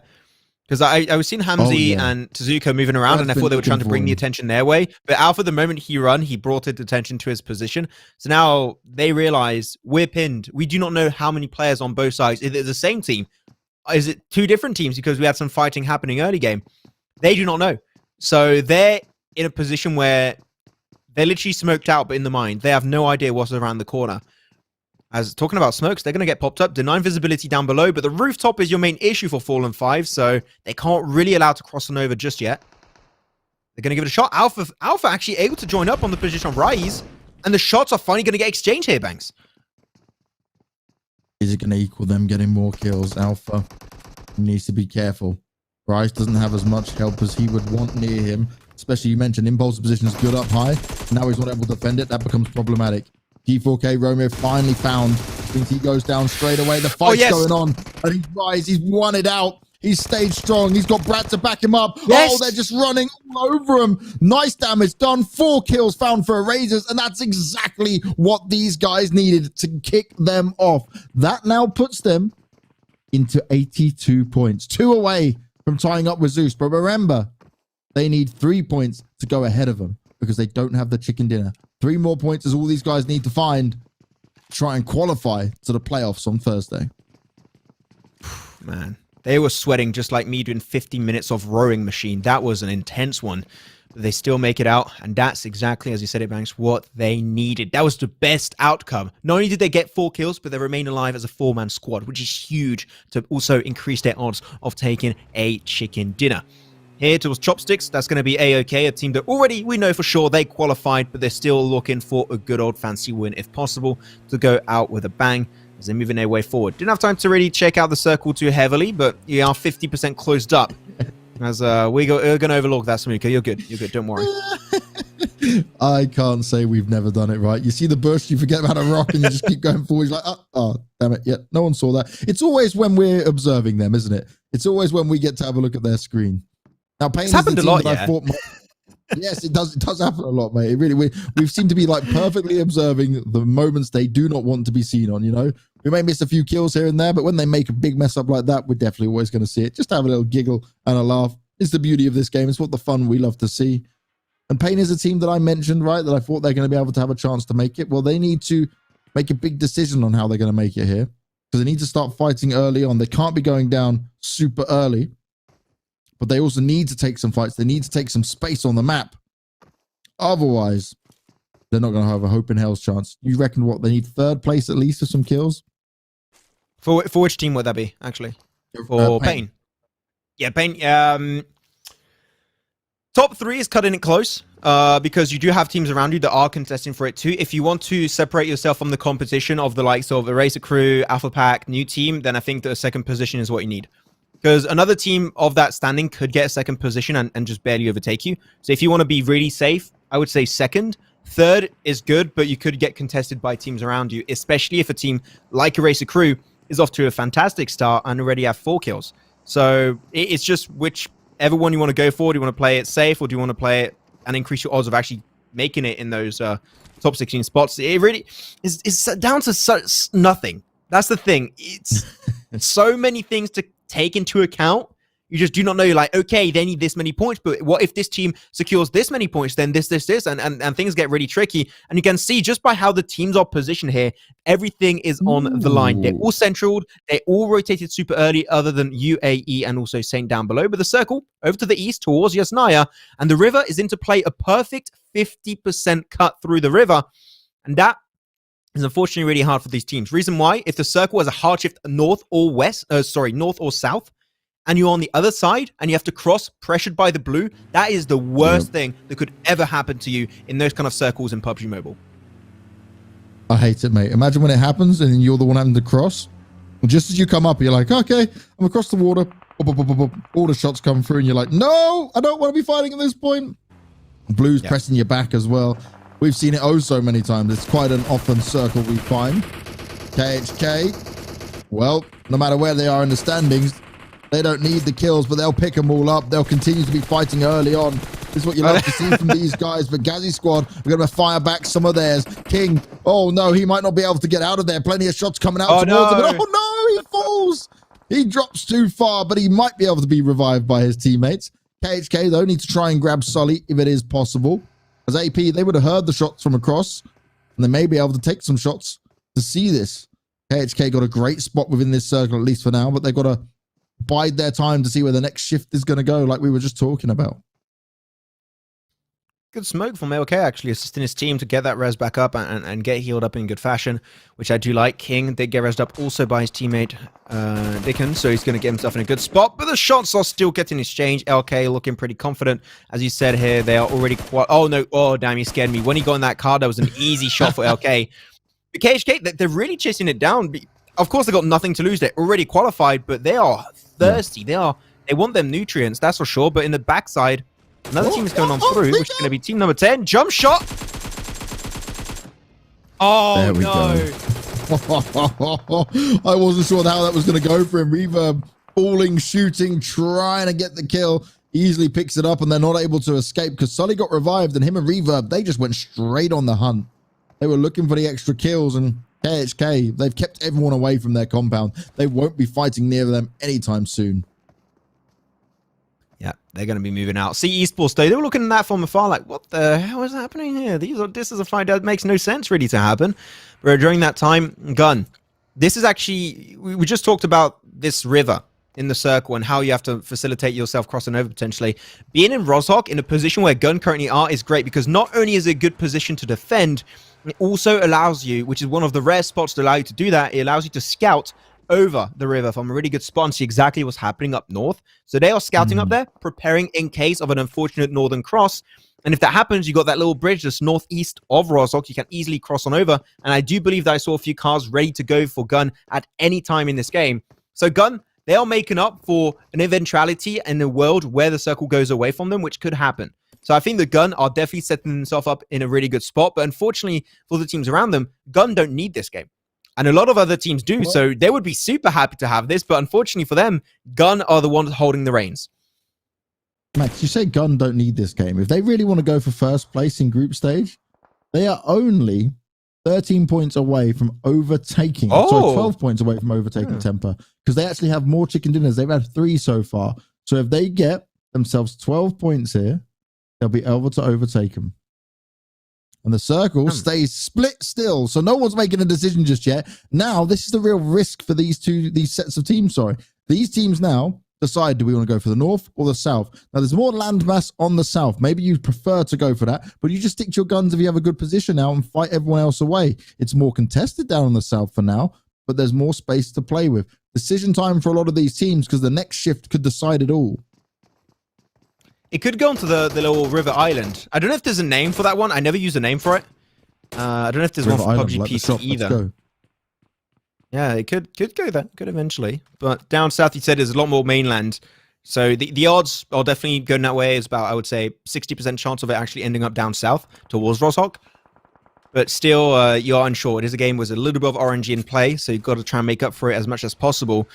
I'm looking also at a Razor Crew. There's that Roshok Mountain down south of Roshok that is unoccupied right now. Gun are in the box formation in north of Roshok. So I think the Racer Crew could actually make it there really quickly, but from school, it is not easy to scout that position. There could be a team that's just not looking out, and it could get shut down, so they're being very cautious, because we know everything that's happening with the map, but they do not know. So a lot of scouting is required from not only them, but Saint, if they want to make it in safe and sound. And also Pain, they were down southwest, making it through ruins. I'm not sure if they intend to cross west towards new team to cross over to the northern side, or just chill there. If I were them, I would stay in headshot heals and wait for the circle to pop. The moment you know where the circle's popping, then you do a decision based off of that. And nerf me again! Oh. And it's the Razors he knocked down. They need to win these fights out. Hopefully they don't get finished off if they want to stand the chance of trying to qualify here. But I am a little bit scared for them, because going up against Gun, that's no easy task. Certainly from what we've seen, the better players, right? The better individuals on this team. Can Pain step it up a gear to fight it back? I'm not currently looking at that fight, but it's a big one in terms of how the points go down. But AE, they've already lost one player, another wounded, trying to crawl away. Rusty Boy, he's like, someone, please, come get me. Don't allow this to happen. As Cage jumps up to take some more shots on towards the Gazzy squad, but can he get over towards his teammate to help him out at all? King's going to be able to provide some cover fire over towards C, and his goal here is to at least keep them at bay. But King, that's a big risk. What are you doing? What? I can't believe he did that. A little bit of parkour. There's nothing yeah, wrong. He's okay. Like tempting fate, mate.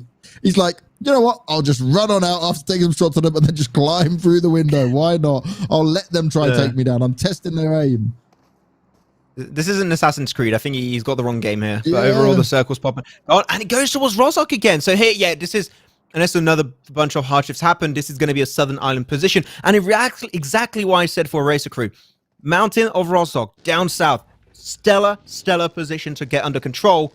And Pain, also, as I said, they waited for the circle to pop to make a decision based off of that information, so they don't have to cross the river now. They're going to go straight into Sunken City and pop that position under their control. Those two teams, Pain and New Era, and Racer Crew, they have really stepped up their shot calling game. That is a flawless start for them. It's exactly what they need, but they also need to get the kills. 44 players alive, 12 left up in it. Gun's position is key, though. This is something we have to keep an eye on. Nerf has been great from start to finish with it all.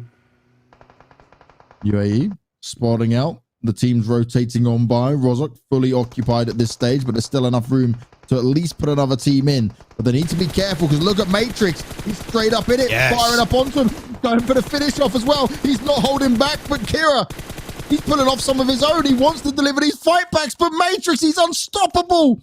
He's putting them all down. If he could get a nade off on there as well. Yumi, he sat down. She's been put down. This is not working out for him. C thought they could occupy Roshok alongside UAE, but they're having none of it. Great work from Maniac. Matrix going to join up there with Oh, okay. He's going straight to the compound. I was not expecting him to do that, but you know what? He's feeling aggressive. They got the knocks, of course. They can feel really confident. UAE, they are comfortable in the standings. They can afford to have some good old fun. And same for CE Sports. So this fight in the long term doesn't really mean too much, but you know, I'm still down for some good old sexy PUBG Mobile gameplay at the end of the day, especially at this level in the PMCO. See though, Snowix, a little bit too far away. He's dead center. He's going to die, but he could still, despite being down, give some information over to Kira and Yumi as to what their next move should be. So still valuable. Oh, no. Good spray. Oh, he doesn't connect the knock, though. Ah. Close, but not close enough. If you're keeping an eye on the kill feed, both New, Eraser, and Pain are picking up knocks. Maybe not picking up kills just yet, but they are fighting. They are in this still. And it's AE. They've been fighting from start to finish. They're not having much luck. I just see them being knocked. I don't see them picking up any knocks themselves. For C, they've got 1 kill. Yumi and Kira, the only people alive. And realistically, I don't fancy their chance in this one because UAE know exactly where they are. Maybe if they can take advantage of Matrix, who's solo, it might be something they can play with. But his teammates will be able to back him up. Gun picking up another kill. It's Reverb that goes down. KHK not getting the start they wanted there. Remember, they had to cross over from the north. They were forced out of position. They took a gamble on the compound they were in, and it was a great compound. They were fighting near the beginning when other teams were working their way across, but that's all they were able to do. And for UAE, they're just watching the C try to barrage with nades, but Matrix, he's in the other house. He's not there. You're not going to find him anytime soon with that one. And look at Payne's position. They're playing it very safe. And I know you need the placement points, boys. I get it. But you've also got to be careful because if this continues to shift away from you at all, you're just playing catch up and eventually you're going to get caught with your pants down. Like KHK, they're in that position. They haven't actually left the compound. I thought they'd gone considering they were fighting. Now we see it on the map screen and look where they are. They've got so far to go. They're going to have to swim across. Payne are not that far away though. Maybe that's something to play with. Yeah, this is amazing for saying because I said it, the only option, the only chance for them to get it in top 16, it will be barely at that. So it's not even sure, but it would be a chicken dinner. This circle is fallen from grace. They are truly the saints of this lobby. Extremely lucky that that circle went their way. But now, can they turn that luck in a win? Iraq of new team is going to go there, scouting, creating an anchor point for the rest of his team to move on forward. So that's already amazing in its own regards. But so many teams are going to be fighting. New team, Pain AF, and also Eraser Crew. They are on their teeth. They are scared for their life, but they're still going to give it their very own shot. And at the end, I even just read the YouTube chat and I saw someone saying, Gunner Heartless, what are they going to do? Give you a chicken dinner? No, no, no. They're going for the win. So, of course this is going to be an intense one for everyone. If they got 4 chicken dinners total, that would be huge, right? They would be definitely the #1 team, first of all, but also making a statement before we get into the playoff spot. New, though, picking up more, and this time onto KHK. This is why I worry for Pain that they're not fighting at this point. New team. Allowing these other teams to come in. UAE's Maniac. He's finally going to be caught by C, but Ghazi squad are also here, and they're hearing the shots go down. Fighting all around them. Rozok is heavily occupied. Everyone's now having to make their move, make their mark, and make their stand. Matrix, he's been playing it well. Can't fault him for now. But he is slightly separated from the rest of his teammates. Tries to get them ollie up and over. Doesn't quite work. Just throws it basically in front of him. Sometimes it can work, but that one was a little bit too short on the throw for sure. But CE Sports now on the move, but still they got a lot of valuable information from Snurks. Give him to him earlier. He's chasing it, Matrix. Oh no, it didn't work out. The second shot switches over to the M4. That's perfect, and he eliminates in a 1v2 the entirety of CE Sports, and now he can move into the circle. That was close but clutch. That was super close. And I'm sorry, Max. I'm also looking at the kill feed the whole time because I think New got eliminated. I think that could be New done for. UAE also in a rough spot now. While Gun, 4 alive, 4 kills found, and they are just holding everyone back. Nerf Me, by the way, has been one of the most incredible players to witness and watch. We started seeing him using the car at one point. Now he's on the mini. It doesn't matter what weapon you put in this man's hand. He's confident to go for the fights and to go for the kills. Erasers, they're up with 5 kills right now. If they can keep this going, that could be huge for him. It's Pain that could be in a spot of bother, though. They're coming on to Saint, who have been here for quite some time. The beast has fallen. He's been taken out, and that's not what they would have wanted. They're fighting back as best they can, but KHK are also third-partying here. El Chapo, can he pull off something huge? Does he have the opportunity to do so? He's playing around the cars. He's bobbing and weaving. He's moving around. He's taking extra shots. El Chapo's got the backup of his teammates. Is he able to get it done? He knocks another one. It's beautiful stuff. And they grab themselves 6 kills while only losing the beast. Pain, slowly but surely, trying to find their way in to take this 16th slot. But this is not going to be easy. This is all between Eraser Crew and Pain. Whichever team takes this one, whichever team gets the most points, will be making it potentially into this game. And during that time, you still have Zeus in the chat potentially stressing out and seeing and hoping for these two teams to die in 6th and 5th position, respectively. But they are not going to allow that to happen. AOK still on the side, currently on the western edge. They have the circle going in their favor, but all the eyes are coming their way. So they've got to be careful of the next move. As though Ghost going on the roof, that's great, but King taking a fight and does go down, but it is Gazzy squad, so nobody cares. Max, you know, we spoke about Zeus being scared now. If you're UNK watching this game, you are also scared because you're only 2 points above Zeus. That means Eraser Crew and Pain could both potentially make it, which would make us gods because we predicted it. But, you know, it's very clutch. It's very close. And Eraser, they're under pressure. They're dying on out. It's Gun taking them down. Oh, no. This is not what they want. No. Oh, Eraser are being picked apart. This could be the end for them. We can't be sure on how many points they have just yet. But that's not a good look at all, as Gun are just picking up more. Oh, beautiful turnaround. Nerf. He's an absolute god. Briars. Oh no, he's chilling in that one. He's trying his best. One grenade and it could be over. Does he have the meds? He hasn't been healing this entire time. I think he's out. One grenade and that's it. That's the end of Eraser Crew. They are out straight back to the lobby. We'll see you next PMCO, but Pain still got a chance to make it happen. Are they out though? Do they make it to playoffs? We'll have to wait and see. Gun, they are hungry for a third win. Oh no, it's on to Pain.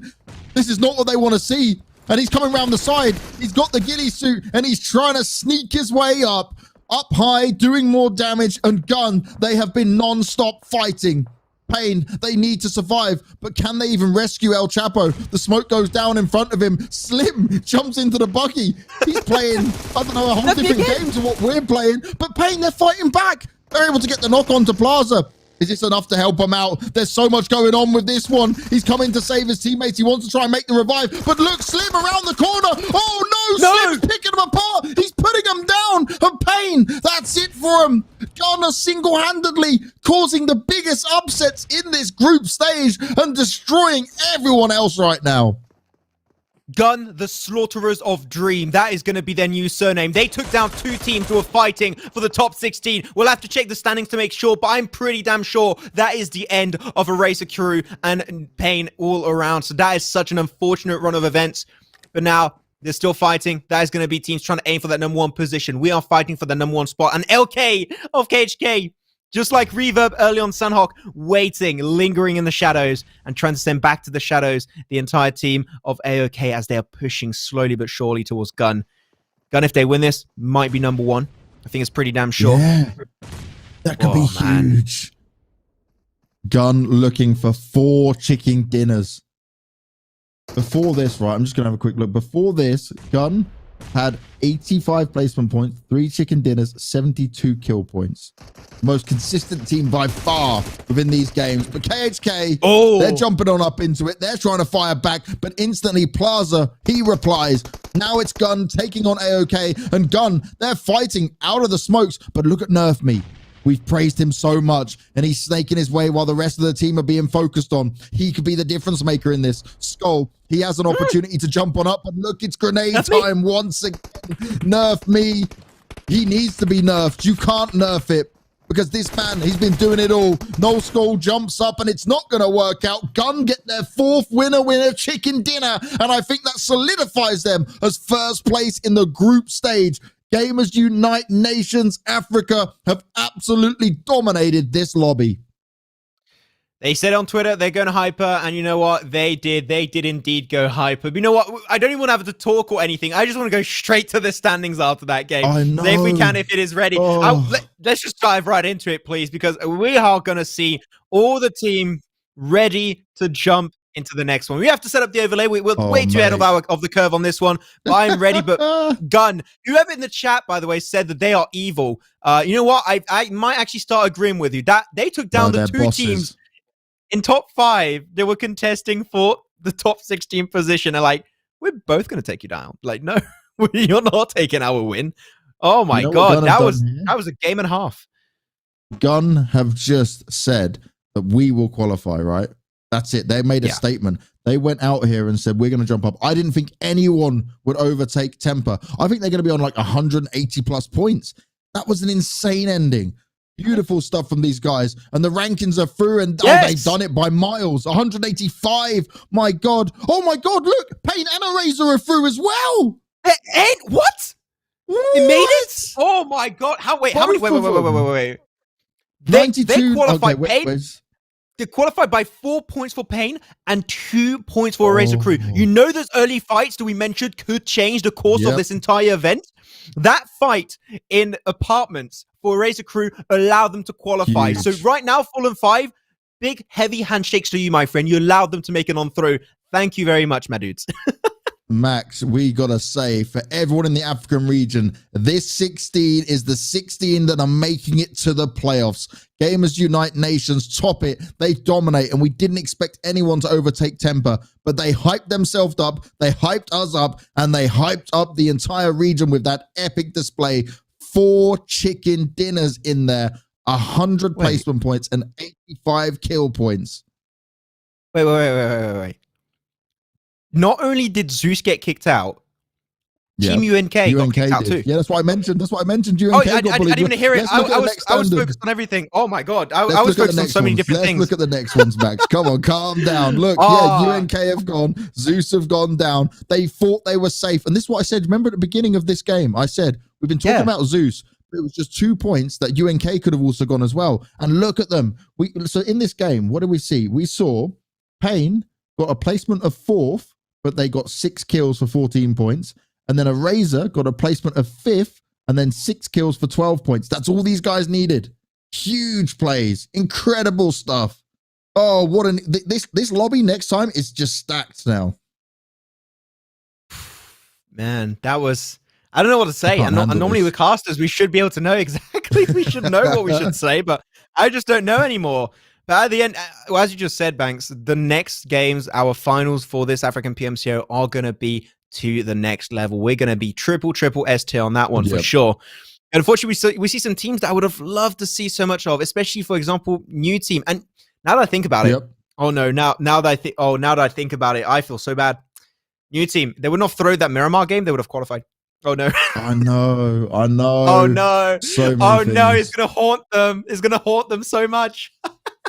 Don't let it haunt you. Just know that you can move on forward. You can try and make the magic happen next time. You were close, not close enough this time, but keep on training, keep on practicing. Maybe grab yourself one of the Renault 5G phones, you know? They're born to win. The coming Oppo Renault 5 series is the official designated smartphone of PUBG Mobile Middle East and African esports for 2021. It's equipped with excellent hardware and software for gaming, and this device should always be your lift to the upgraded fun and enjoyment in the battlefield. And all we've had across these last few days is fun and enjoyment, excitement, craziness as well, Max. It has been absolutely incredible strength from these teams to fight out like they have. And this game was right to the wire. We were trying to do maths in our head, and I was like, wait a second, have they made it? Have they not made it? And I was pretty sure that in the end, Pain had made it, but I didn't expect Eraser to come in and take UNK down. It was just nuts. I've casted many of these games that can go to the wire and you just need like 1 or 2 kill points. That one was really tough because Gun were annihilating everyone and they didn't even need the points. It was like, okay, how does this work out?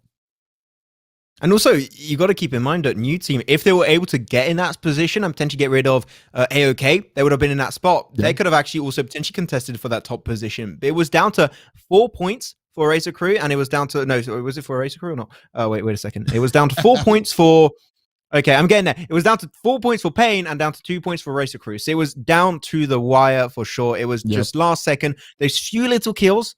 That sometimes you keep on saying, oh, I'm not going to flush it. It's not worth it for now. I'll get it later. Well, sometimes it can come and haunt you back. And that's especially the case for Team UNK and Zeus. They're like, why? No, please. Come on, give us the frags. But at the end, it is what it is. And we got our 16 teams ready and set to go.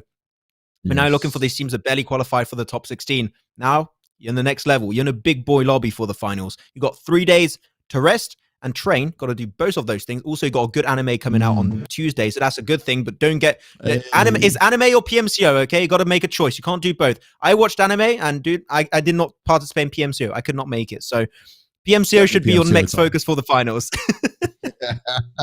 Max, this has been a crazy few days. I wish we could actually just fast forward, ignore Monday, Tuesday, Wednesday, and be back here tomorrow for more of this. But we need to give the teams time. They need to get themselves ready. We need to do some prep work ourselves as well. Watch back these games, look at the VODs like these players and teams should be doing. This was an ending we love. This is why PUBG Mobile Esports is so incredible, so crazy, so much fun to look at, because we get things like this where it's right to the wire, just a few points separating it. And okay, commiserations to the 16 teams that made it, but just be honest with yourselves. You are still great gamers to be here in this position in the first place. Out of your whole region, you're one of the 32 teams that made it this far. Now it's all about onwards and upwards for the others who've made it to the playoffs, but it's the learning day for the rest of you that didn't make it. And also make sure you watch the stream, support the other teams in here, support everyone in your region. Let's grow this further all up together, right? It's one community globally, but it's one community in each region as well. And that's what we should be very proud of. We're done for another day, though. It is all over, but we will be back on Thursday with the playoffs, same time as always. So we're going to kick it. We're going to go and get some rest. We're going to go and try chill out after that amazing game. Hope all of you have a wonderful day, whatever you're doing, and we will see you on Thursday for the playoffs.